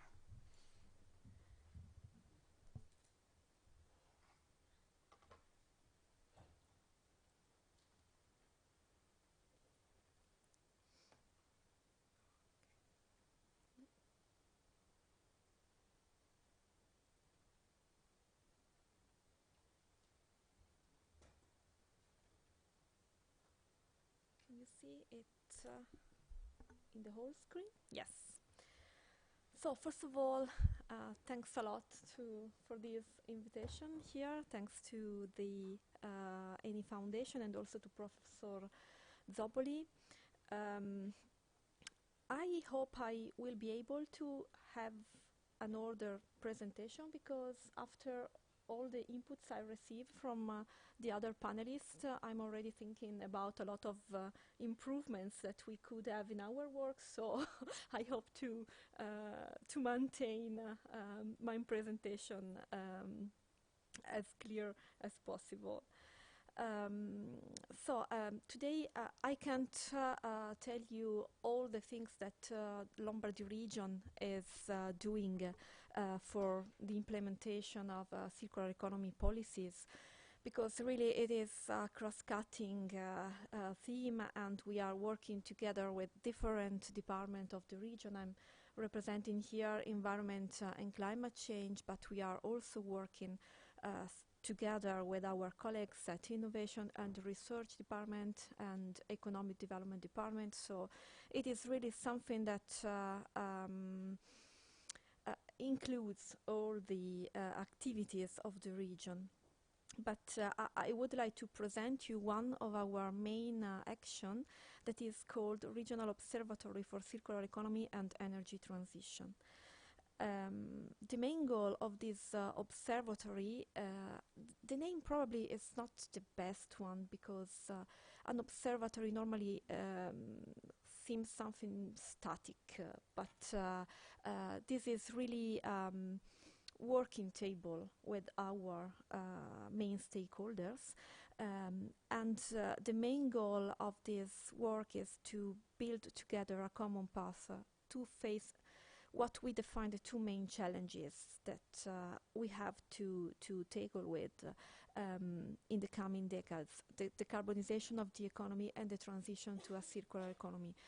We put these two big topics together because we are trying to find as much as possible the connections, and as we are working with the same subjects in our territory, we would like to try to reinforce any kind of links among these issues. And we are working at different levels. First of all, we would like to share a common reference framework with all the actors in our territory to define the objective of the regional policies in the coming future, to define new studies, new areas for study in particular sector or production systems, but also to provide solutions that are shared among the actors. I just here copy some of the graphs that we presented launching officially this observatory at the end of 2018, when a lot of new reports have been published. On the left side, you can see the urgency of the work that you that we are doing. The first one is the graph of the report, IPCC report, that simply tells us that the temperature is already increased, and it will increase in the coming future if we don't act now. And the second graph is taken from the Circularity Gap report that is very interesting, and the same way simply shows that we are using already a lot of raw materials and primary resource, and this trend is increasing exponentially. And if we have this business as usual trend, we will not have all the resources that we need to maintain the same economic and system that we have now. So we have no planet B, but as you see from the graph, probably we will need also planet C or D for the coming future. On the right side, There's an interesting picture taken from the New Climate Economy report released at the end of 2018, the same, that shows us that we have also opportunities, not only challenges and risks in front of us. Because if we change our economic system and shift it to really a low carbon economy, we can gain a lot from that. Also, having the same way to measure what is the income of this process. This report tell us that we could have more than $26 trillion of benefits applying a low carbon economy really in up to 2030 with, for example, 65 million new jobs or the increase of GDP. These are the common way we use to measure our economic system, but we could have also a lot of improvement in terms, for sure, of environmental impacts and health impact. So the reason why we call to our stakeholder to come with us is that we have challenge to be faced together, but also opportunities that we can enhance together. Who is involved in this observatory? Before I told about stakeholders, but I think it's not the right word because they are mainly shareholders. We are shareholders because we share the same goals and also the same planet. So we invited to take part to this activity all the representative of the production system. You have a list here, so the representative of the industry association, builders association, handicraft, service and commerce sector, and also agriculture, cooperative, the chamber of commerce, and the trade unions. We are also talking about a new social development with we have to take into account seriously what does it mean to have this transition to another system. It means that we will have new kind of jobs, but we have also to prepare this change during the time. Because this process could have also some losers, and we do not want to have them. So it is really important to work together also with the trade unions for these aspects. Local authorities, for sure, all the municipalities represented by ANCI, that is the organization of municipalities, and the provinces. It is really important to have the local administrations involved because they are really close to the people from one side, but also to some important business activities. So they must be on board. Some regional entities which supports us in this activity, and very important, the associations. This is the part of the group which represent more the citizens, so environmental association like Legambiente, WWF, and also consumers. Altro Consumo is representing this working table, also the other consumer association in Lombardy. And last but not least, the research system. All the university are part of this group in University in Lombardy, and many of them are really important also at the national level because they are really great excellence and they have research centers. And we have also other national research centers like INEA or RSE. How we work? We have this kind of structure that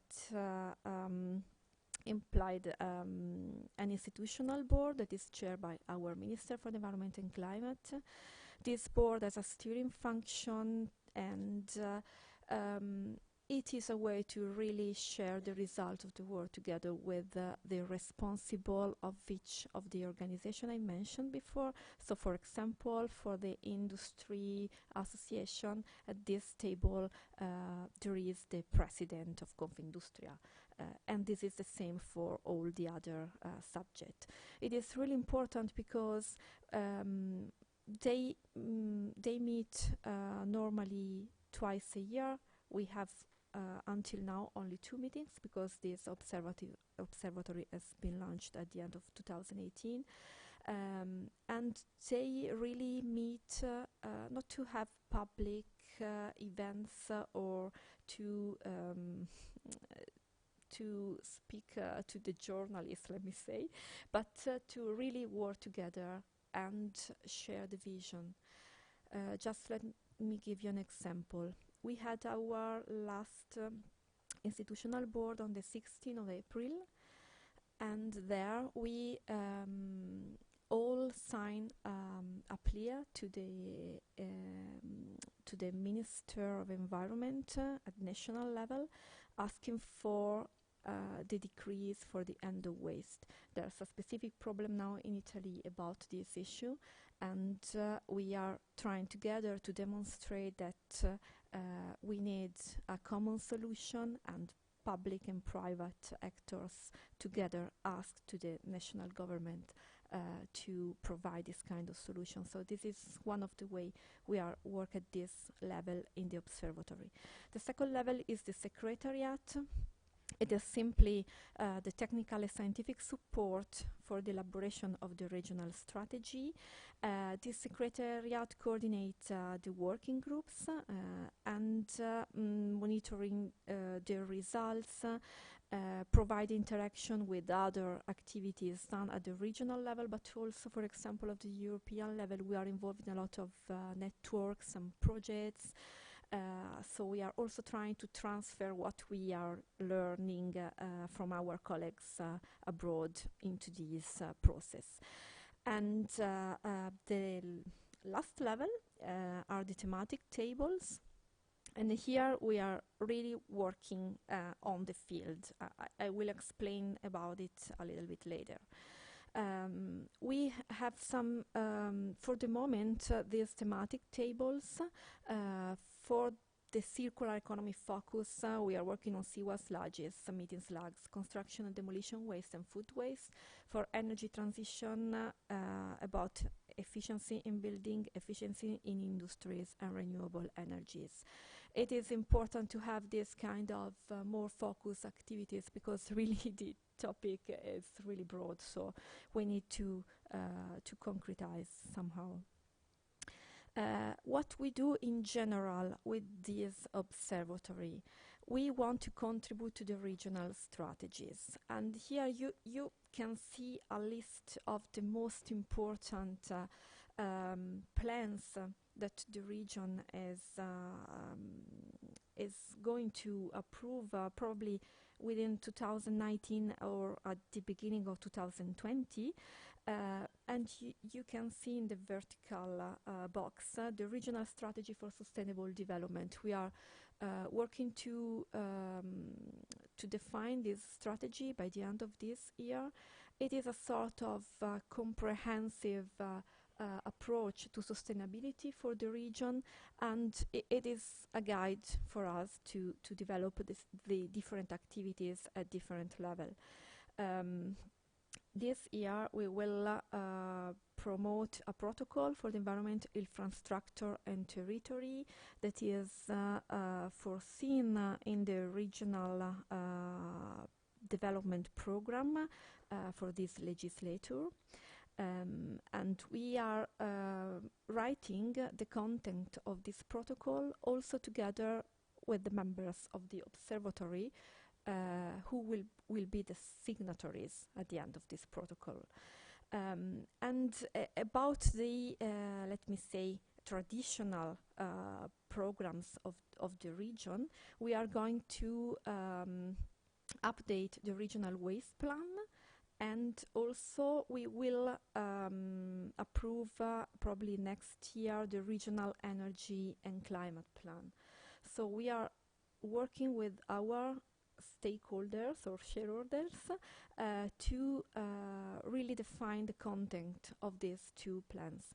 For sure, we have the framework, first of all, for the regional waste plan of the European directive that also the state must implement in the coming future, and all the legislative and strategy framework done at both European and national level. But what we are doing now is try to, as far as possible, anticipate some of the issues that are under discussion, especially at national level at this moment, because we think we are ready to promote even higher goals in our plans. And we have also a research, innovation and technology transfer program that is updated every 2 years. So we are working with this observatory to give inputs to this program to be able to better connect research and innovation to circular economy, and also to address the structural funds program for the new programming period, where we would like to have some specialization area for circular economy and decarbonization. And coming back to the more practical, let me say, work, we have these thematic tables which are working on specific problems and opportunities. For the moment, we are working at, let me say, the last step of the value chain, because we are working mainly on waste. So circular economy is not only about waste management, we all know, but we receive really inputs and requests from our actors, especially from the business side in the territory, to work on some specific aspects. So we select these issues, and each table has the goal to be proactive and to be closed, not to be something, a lifelong process. We need to define solution for specific problem, and once we have, since we have found a solution, we can just close the table and start working about something else. So, for example, for the melting slugs, we have a lot of industries in the field of steel in Lombardy.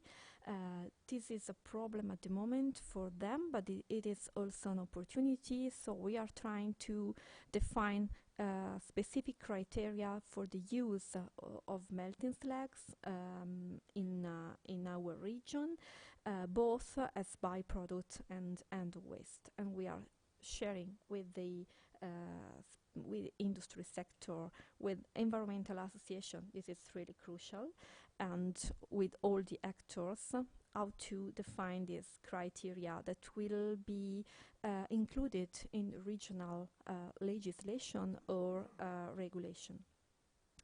So we have also these other kind of tables, but I can just leave the presentation. Just me give you an example about the construction and demolition waste working table. We are developing together a platform for the aggregates, recycled aggregates. This will be provided by a regional system, a platform already ongoing that is called ORSO.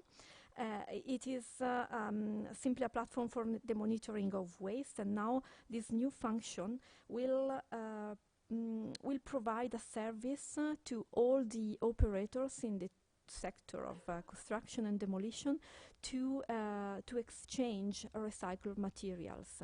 So it's a marketplace, and these are just some of the screenshot of on how it works. You can select per province, per kind of use, the kind of product, and you will have the result on where and you can find that kind of product, the quantity, and also details, so specific details about that product, not in a general way, so pictures and chemical data and everything. It is not in place at the moment, but I think that we will release it in a couple of months.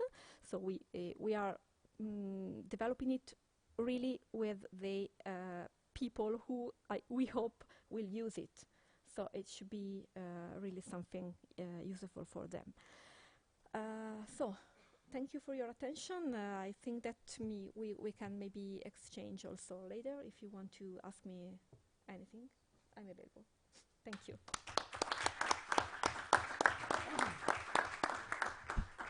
Thank you very much. Of course, there will be time later for questions and comments on all the presentation and also the report.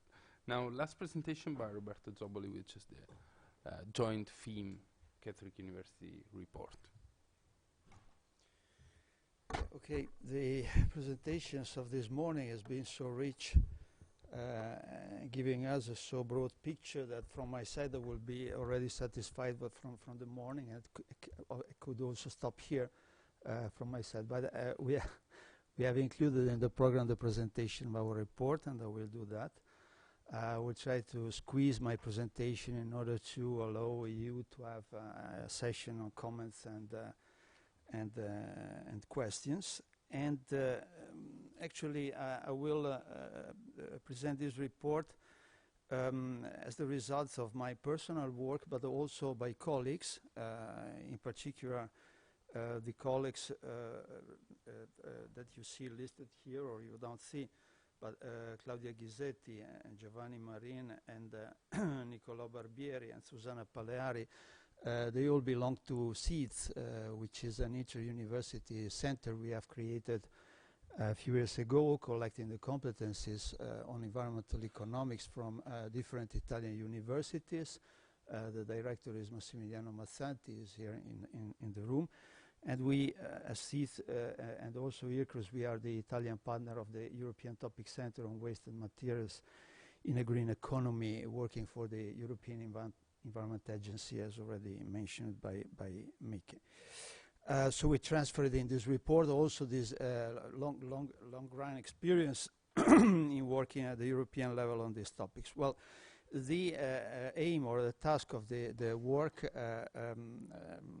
was to create a background to prepare initiatives and strategies on the circular economy by the Fondazione Mattei and or other actors cooperating with Fondazione Mattei. So the report is made by two main parts. First one is a stock-taking exercise on the knowledge base. So we explored what we know about the knowledge base for supporting industry policy making. And of course, this part is very, selective, not complete, of course, because the picture and the landscape for the circular economy is already very broad and always expanding. We picked up 5 areas of knowledge base. One is conceptual frameworks, the policy framework, the quantification, the innovation side, and the selected initiative. The second part is, of course, more interesting for the mission we had, because we explored two possible direction in expanding the knowledge base. And in particular, I will present the possible view of the circular economy as an innovation system and the possible view to circular economy, decarbonization, and bioeconomy as a single mega system under the approach of the Nexus. And then we also mentioned some open issues in the economics, in particular microeconomics of the circular economy. Well, as I said, the main focus of the work we have done is about the knowledge base for industry policy connection, and then also to identify relevant gaps in the knowledge base to support this interaction. There is a sort of thread along the report in which we game with a definition of all the circular economy, a new innovation-based circular economy. All circular economy is what we have already achieved in terms of results for recycling, circularity, and so on in many sectors, mainly under the pressure of European waste policies and their implementation. And we have already, as seen also from data for Italy, for example, we have already very relevant and interesting achievement, but we think that we can take the circular economy package as a sort of demarcation line for launching a sort of innovation-based circular economy, a broader view to the circular economy, a broader view to the innovation contents, in particular in manufacturing for the circular economy. And this brings into the direction to look not just to waste policies, but also to industrial policy, to the broad range of industrial and innovation policies and new drivers for the circular economy. The other feature of the report is the European scope, with just few Italian examples. The reason is simply that we have already very good reports on Italy. Some have been presented in the morning. They give a very clear picture in Italy. We want not to replicate the work done by others. We are searching original keys and original grounds for developing the knowledge base. And of course, selectiveness of everything. On the first part, I'm even tempted to skip out this part because we have not too much time. But I try to give you just the flavor of these 5 chapters. First one is about concepts and ideas on the circular economy. We have been very selective. We identified, of course, the reference point, Ellen MacArthur Foundation, and other contributors. Here you see the picture, the very famous picture of the Ellen MacArthur Foundation, but we have preferred another framework, which is the one developed by Bochen and co-authors, and adopted also by the OECD in this very interesting paper on modeling for the circular economy. This is an approach, with nested circle. They are squares, but they should be circle in a way.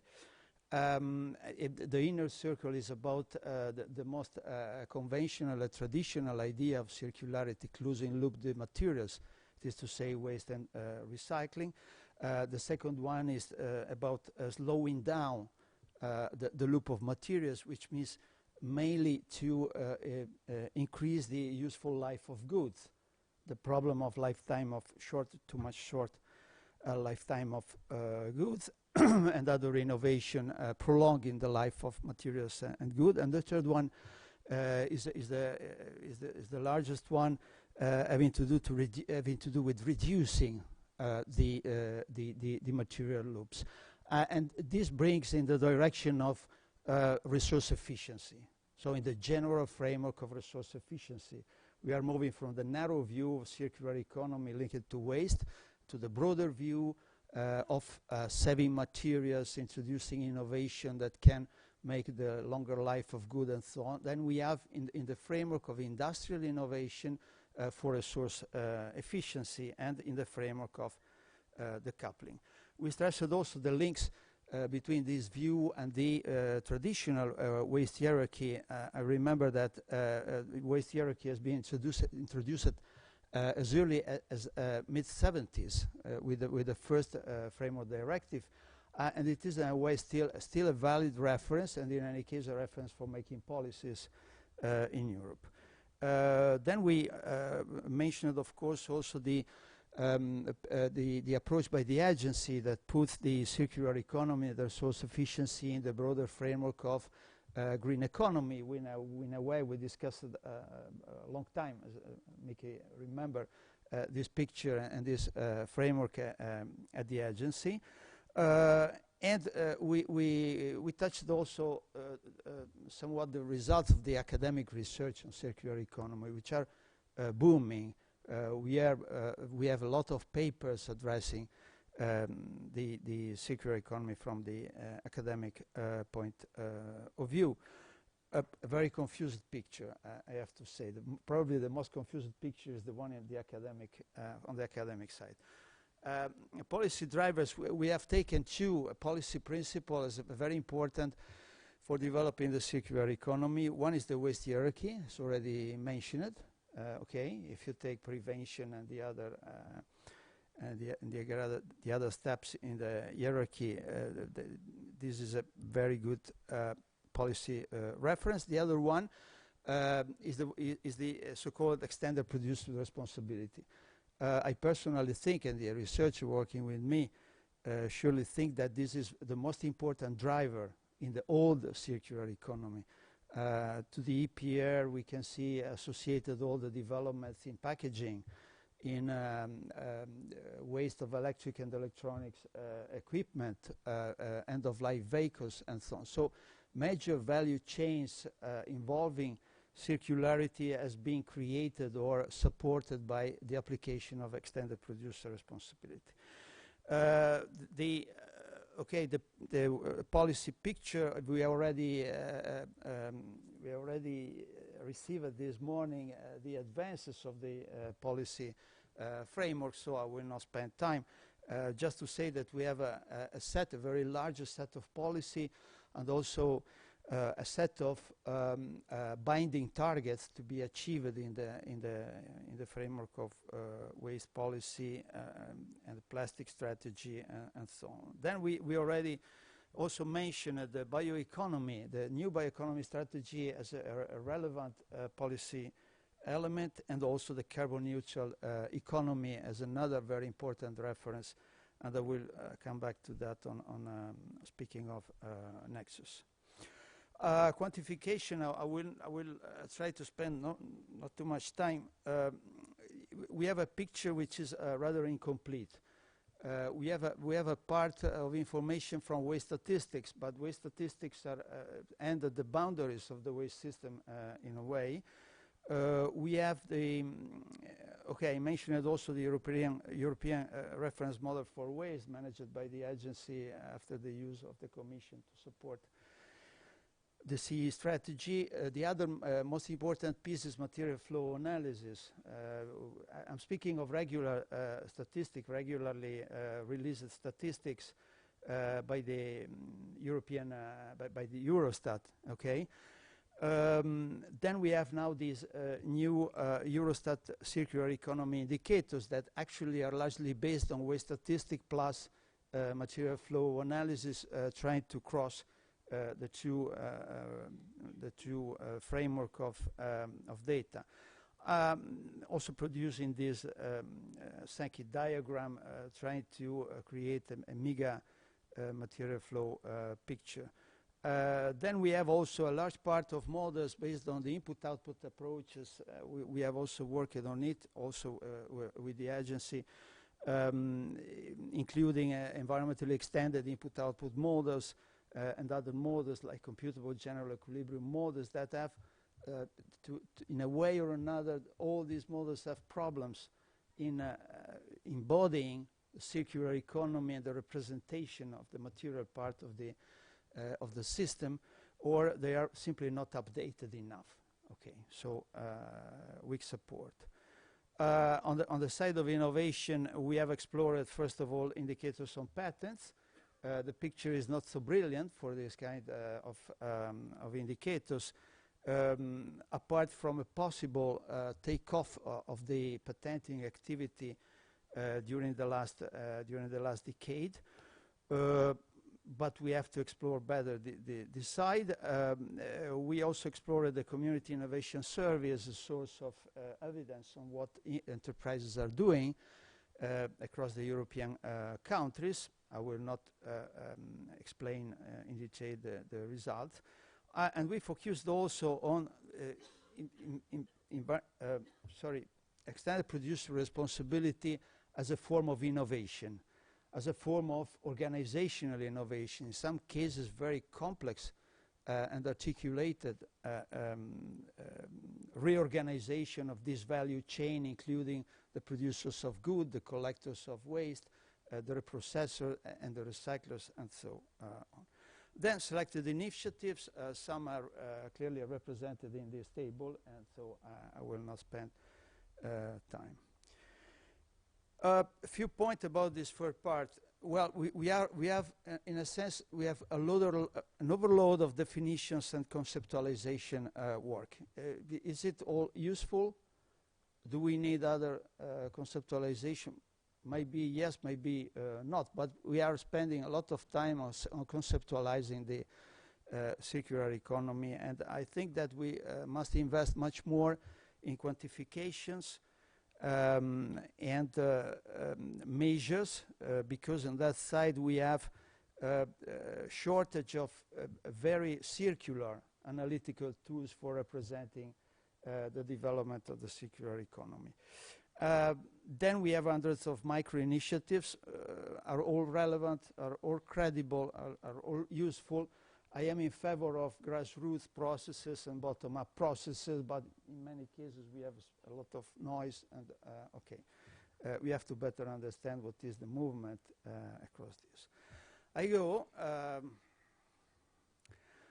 to the probably the most important part of the report, it is to say the possible future direction.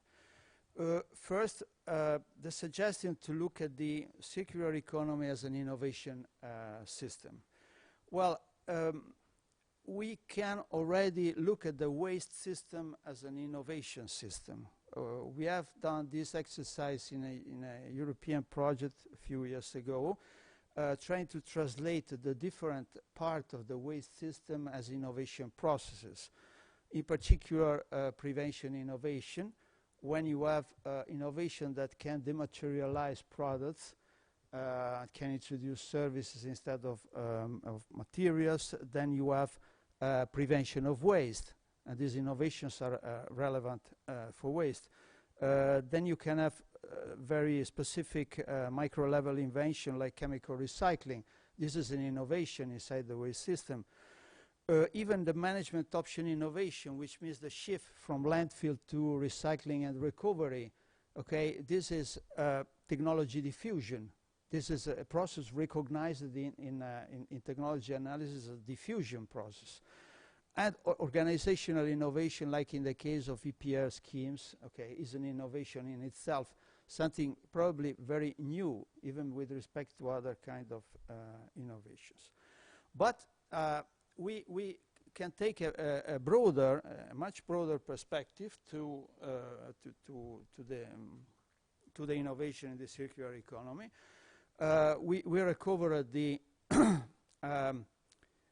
scheme proposed by Boken and others and the OECD, and we associated the type of innovation identified in this picture to the different circle, to the different nested level of this representation, to characterize the different type of innovation we can find associated to closing resource loops, to slowing resource loops, and to reduce or narrowing resource loops.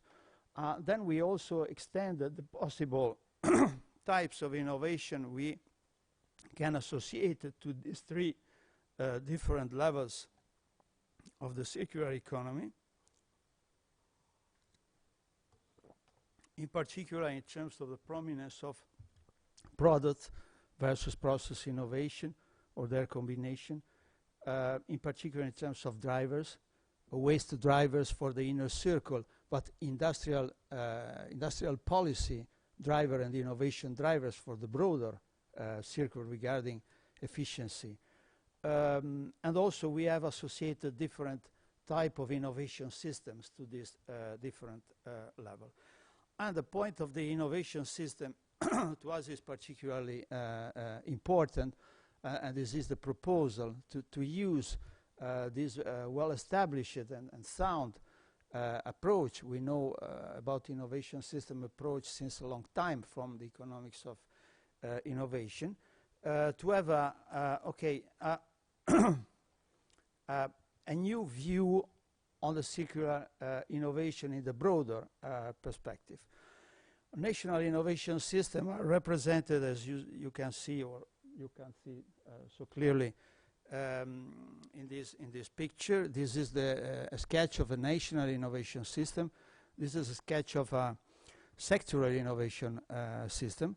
In all this system, you see a sort of institutional circularity.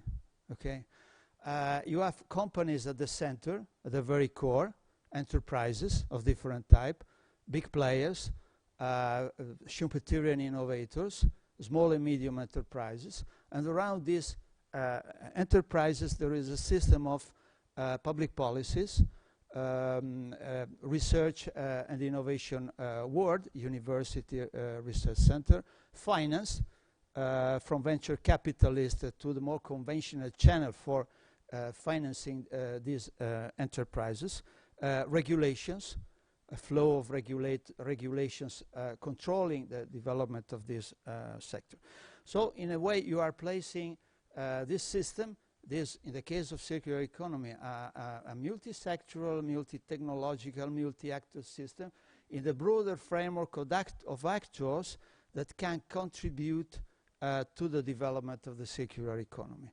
We think that to map this system for Italy or for Europe, identifying the most important channels in influence the development of circular economy as an innovation system can be a very interesting exercise, allowing us to have a broad picture of what the actors, who the actors are, what the actors can do, what they are doing, what are the flow of policies and regulation, those supporting integration. Of course, you can play this game of innovation system both at the national level and also the sectoral level, but circular economy is not a sector. It is not the entire economic system, so we can play, to identify the interconnection between these two tools. To support the view of circular economy as an innovation framework, we have also highlighted in the report the lively picture for allocating European research and innovation resources to this sector. As you know, we are we have 2 times left for Horizon 2020. Here you see the work program for 2018-2020 on connecting economic and environment against circular economy. You see, if you sum up those figures, you arrive at around more than 900 million euros just from this bundle of potential sources. Then there are other potential sources. This is just the program for these 3 years, 2018-2020. But we have now the definition of the Horizon Europe program, which, as you know, is endowed with 120 billion euros. There is not something really specific on the circular economy in the frame of the next research program. But however, you can find circular economy across different priority areas or big challenges according to the way it is shaped this program. So very important to look at these sources supporting the innovation view of the circular economy. The second proposal we are making is to look at the circular economy together other major transitions under the analytical approach of the Nexus. Nexus is typically an instrument originated at the United Nations level, and it is used to look in an integrated way to sectors that are technically integrated or socially integrated, but have different policies, okay, different specific policies. If we have segmentation and fragmentation of sectoral policies for problems that are systemic, we are surely underperforming in policy implication, because we don't get the synergies or the potential conflicts we have to fix ex ante, okay, even in policy design. So the suggestion is to look at the many interconnections between circular economy, decarbonization, and bioeconomy.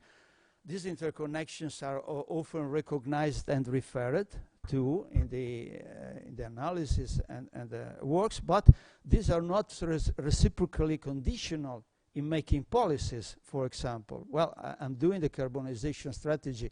I recognize the possible contribution from the circular economy, but I'm not shaping my strategy according to the strategies for the circular economy existing in the other policy framework. So I think that we need to cross over these different sectoral policies. This is a very simple scheme of a nexus for the circular economy, bioeconomy, and decarbonization. Here we have tried to identify already a set of specific connections, for example, between decarbonization and the circular economy. One is linked to the use of waste as a source of energy. Here you see a picture of the increasing role of waste as a source of energy in the European Union. It's not a large share, but in any case it is increasing. This is an example. But we have all the energy-saving consequences of dematerializing, of having, as mentioned this morning, a reduced load of transport, because we have a closer network for collection and procurement instead of having international network for procuring virgin material from Brazil or from someone else. And also saving from sharing or other approaches to the circular economy. Then we have interconnection between the carbonization and the bioeconomy. Very critical connections, because okay, you know that one of the most successful policies for decarbonization has been renewables. But renewables are still largely based on biofeedstock. The picture you see here is the total consumption of energy from renewables, and the red line is the one originating from biomass plus renewable waste that has small share. But okay, the bioresources are still and permanently a very important source for the renewable energy trajectory. This has put under pressure bioresources. I remember many years ago a conflict arises with the use of wood residues for making wood-based panels, and instead the demand for energy displaced the procurement of the panel industry, bringing to to burn these residues instead of having material recycling, which is in contradiction with the hierarchy in a way. So we have to explore these possible contradictions, but on the other side, we need sink for the carbonization strategy, carbon sinks, which means that all the part of forestry management and the bio world have to provide the conservation of sinks, to support the decarbonization, or carbon neutral, more precisely, and so on. Then we have circular economy and bioeconomy connections that have already been presented by Mickey, and I want not to go further, but it is clear that this is a very important connection between circular economy and the bioeconomy. Finally, I mentioned it, but this is not a very developed proposal. We are still, after many years, with some or very significant uncertainties on some economics and value dimension of the existing recycling value chains and the waste world in general. In many cases, we have still waste that are priced at negative prices. We have not enough transparency on the prices of waste and materials. We don't have centralized information system of this dimension. We don't have a very clear picture on the value distribution inside the extended producer responsibility schemes. Okay, we have a clear picture about the circulation of material, very less clear picture about the circulation of values and economic values inside this organizational innovation framework. Then we have limitation in the knowledge of capacity and the potential development of capacity and the availability to invest. This morning, Confindustria stimulated us to think to creating capacity, plants and equipment and so on. What are the conditions for creating this capacity? What are, first of all, investment needs? So we have a lot of elements that are unclear or not completely known and that can be very critical for the development. And we have also, as you see in the picture, a lacking incentive from the international prices for materials, for raw materials. Raw material prices in real terms are now at the level of the early 60s. So it means that we are lacking a fundamental support for saving materials, and for developing circularity and for recycling. So we have policies having to do with this lacking fundamental economic incentive for the circular economy. That's all from my side. Of course, I leave you with questions, but the discussion we can have is broader, is about all the presentation of the morning, and so we can have additional discussion after the workshop, bilaterally or multilaterally. Thank you very much for your attention.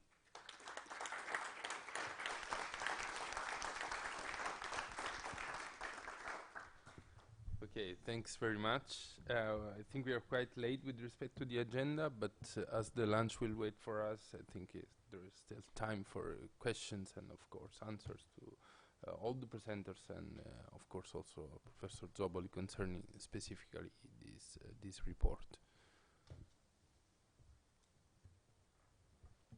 And is there any question or comment in the room? Yes, please.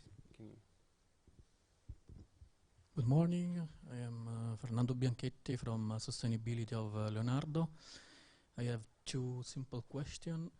The first is, in your opinion, when you can say that a company in industry section is doing circular economy, which is the indicator, which is the way to define that a company is doing circular economy. And the other question is about what about the circular economy in aerospace and defense sector? Thank you. Thank you. Does anyone want to answer the question specifically? I think so brave to answer this question. I don't know if we can collect other questions or. well, as we prefer. Maybe yes, we can collect all the questions and answer at the end. Is there any other question in the room? Cool. So, a simple question I will ask to Miki if he can give us some insight about the new report that you are presenting or going to present in autumn, if you can.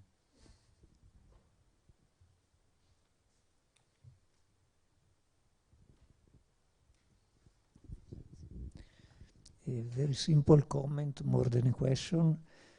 This morning we have heard how important it is to keep involved all the stakeholders, and definitely industry is part of the stakeholders.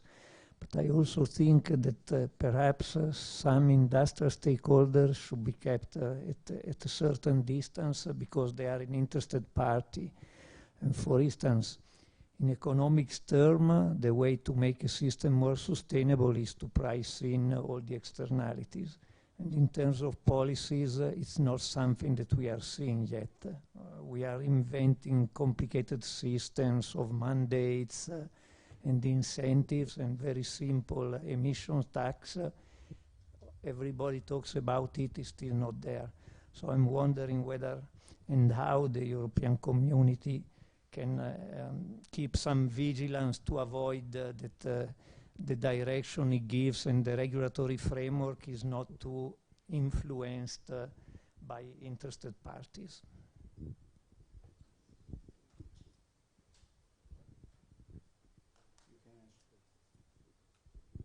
Roberti. The challenge for me is how to involve better and better economical subjects and operators in various chapters we saw this morning. Then there are several ways, even deeper and deeper. I asked this point, please.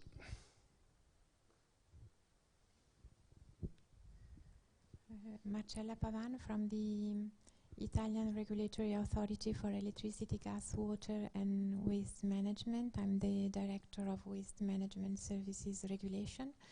The Italian legislator decided to extend the scope of our action to waste management services about 1 year ago, and to our knowledge, Italy is one of the few European member states to have an independent national regulator for waste management services. Our scope is quite broad because we have to regulate both price, quality and consumer protection issues.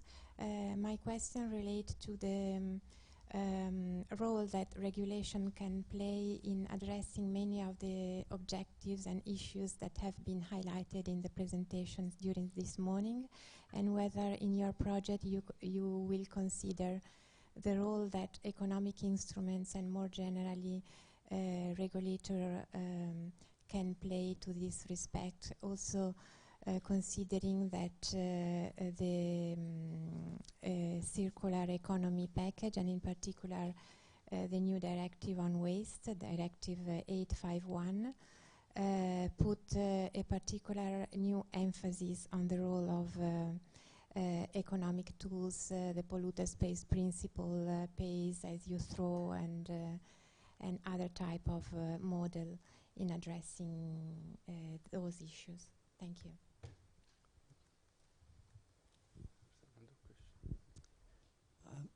Hi, Astrid Palmieri, Sustainability in BASF.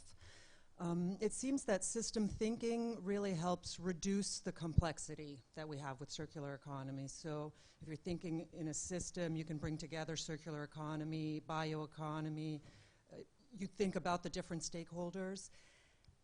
How can we promote system thinking on a policy end? Because that's part of the problem, right? That there's lots of different policies that bring to different outcomes that promote recycling, but sometimes composting is a better solution. So how can we really promote it at a policy level to get to the best outcome?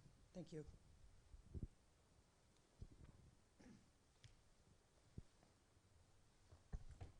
Any other question? I think we can start answering the question also.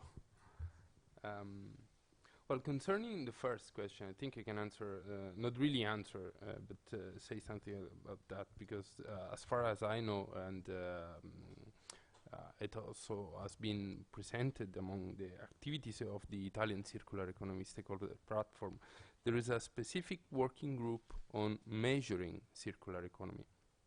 So the answer to your question is that Probably we still don't have a measure of circular economy at the firm level, also because it's very complex to measure circular economy, because you see it involves circularity involves all the chain from the raw material extraction to the waste. So actually the company is only part of this flow, and but there's of course some work on it. There are some, as far as I know from the report of the third working group, there are some nice experiences on that, also in Italy at the Italian level, but also at the European level.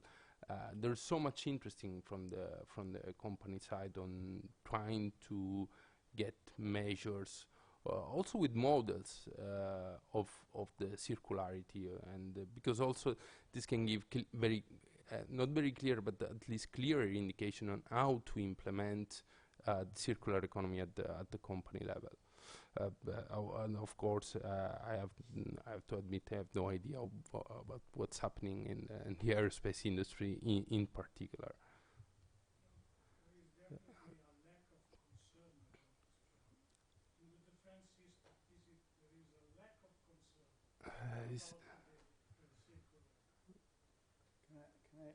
Can I make a comment on that? Well, the challenge of understanding the circular economy system internal to big companies, in particular, is very interesting and challenging.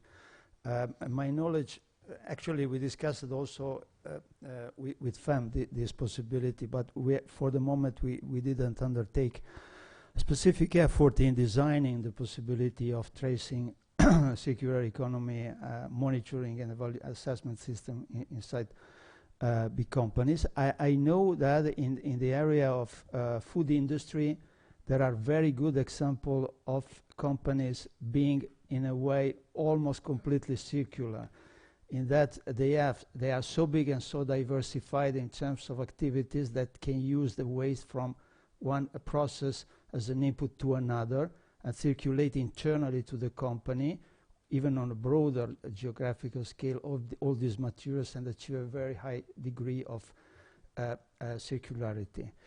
In general, I think it would be very interesting to think to this problem according to the key of the nexus. Companies live in a nexus in a way, because they have to face the problem of circularity, the problem of decarbonization, the problem of land impacts and resources they are pressuring in a way.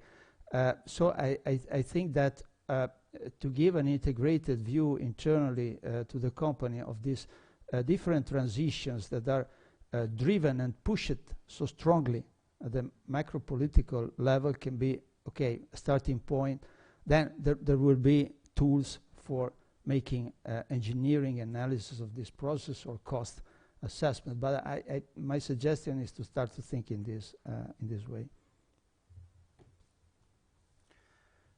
I have the microphone, so I have another comment about incentives and pricing Actually, this is another key point because in the case of waste and recycling, we don't have a very highly developed approach based on market-based instrument.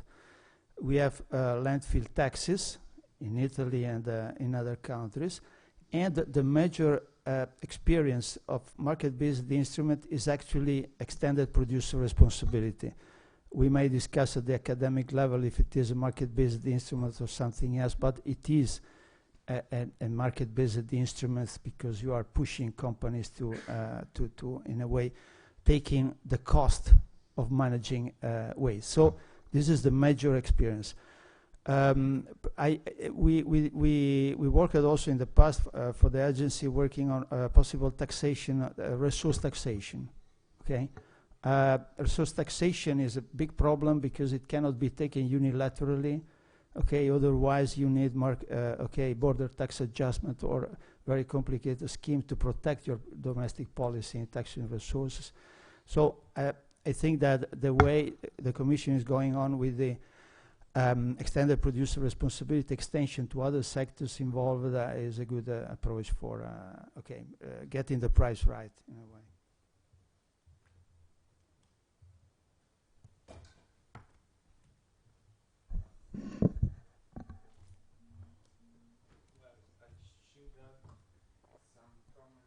Okay, I should add some comments about the comments of the person who highlight the role of industry in during the decision about circular economy on the major challenges in the future. I think that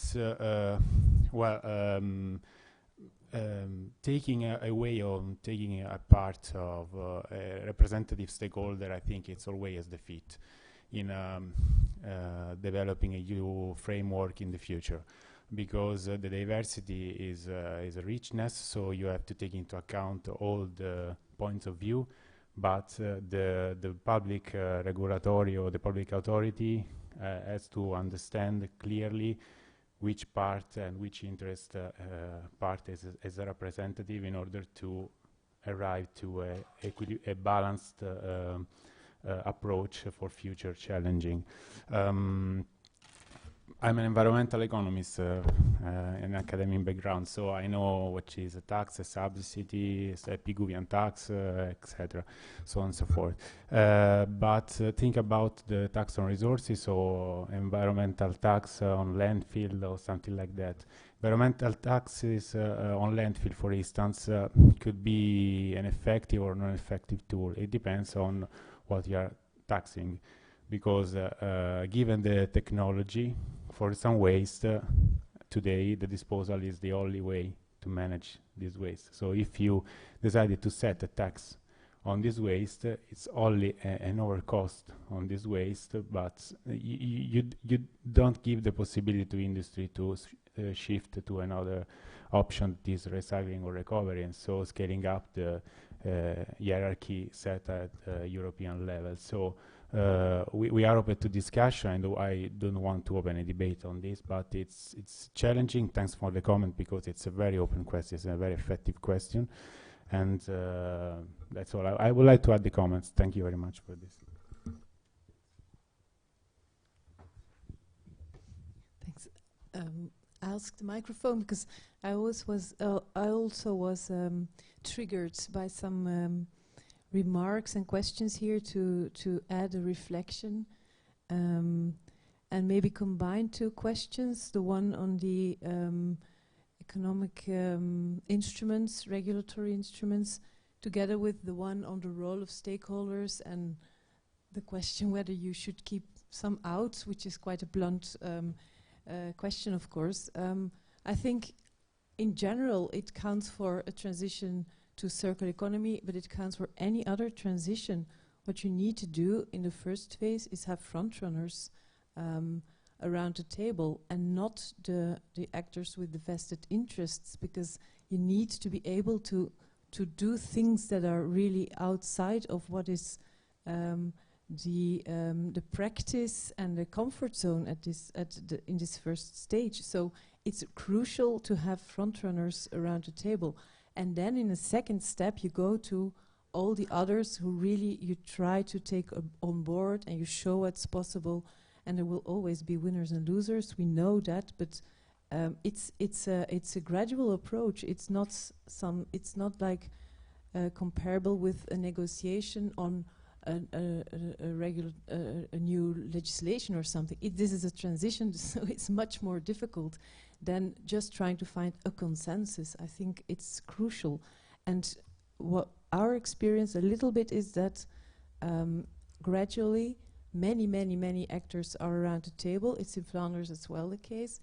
And slowly but surely you see that everybody is around the table with its own interests and not anymore with the capacity to think away from the own interests and think in terms of what we need for a transition. So it's a very important setting you need to create in this beginning to be able to think out of the box, innovative, and show that it's possible. So that's one remark. The other on economic instruments. In Flanders we have a very positive experience also in the results with taxing, with taxing on landfill and on incineration. So I think it's probably the modalities and so on. And maybe apart from my reflections, also a question, and that's on EPR. We are looking for the moment at EPR. Maybe, Roberto, to put it in your words, not anymore as an instrument from the old circular economy, but as an instrument that can also help shape the new circular economy in terms of also having EPR schemes for the design phase, because now it's only on collection and waste management. So I was wondering if that's something that you also looked upon, or whether there are ideas around that.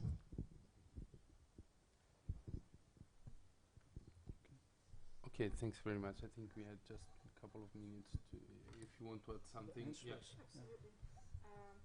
Actually, I would like to add to what has been mentioned here, to actually move towards the questions there were on system thinking, because I think it's an important element. There was a question specifically on market-based instruments. I have some experience with waste management, materials management, also at Flemish level. That was my former life. And actually, it's something that comes back in the whole development and the whole also challenging aspects of circular economy, is the fact that an instrument as such can be successful but can never be the only solution. If you look at success stories, it's always a combination of instruments. It's economic, it's technical, but it's also about the willingness to move beyond and to think about the policy. And let that be one of the elements that will be addressed in the next report. We start from an observation, because it's the draft title for the report is the Circular Economy Status Report. So we observe, where are we? What is happening based on what we can, what is available there? And actually also starting from observations that we had throughout the different reports, but also interaction with the public, with an audience if we go to conferences. Actually also elements that we bump into when we deal with other topics. And I have actually to also add to the question, to answer to the question on system thinking. We have colleagues specifically working on transitions, because circular economy is one of the transitions that we need for the future. Transformations and the insight that they have developed there, but actually also that are actually also confirmed by what we see happening within the circular economy. So what we will do is tackle or look at some of the elements that we think could accelerate the transition to a circular economy. Also, starting from an observation, what is happening there, what we see as barriers, were also definitely also opportunities. And it's really at different levels. It's at technical levels, so innovation, but innovation also involving businesses. It's looking at consumer level, what is happening there, what is the biggest challenge, because it's always mentioned it's a challenge and then nothing happens with it. It's also looking at the link with another technical aspect. It's with chemicals. It's what we saw in the report on design and products, the interlinkages with bioeconomy, low carbon economy, which makes it all quite challenging. What we will do is indicate what are opportunities also for governance, and then I come back to your question, how can we actually stimulate that?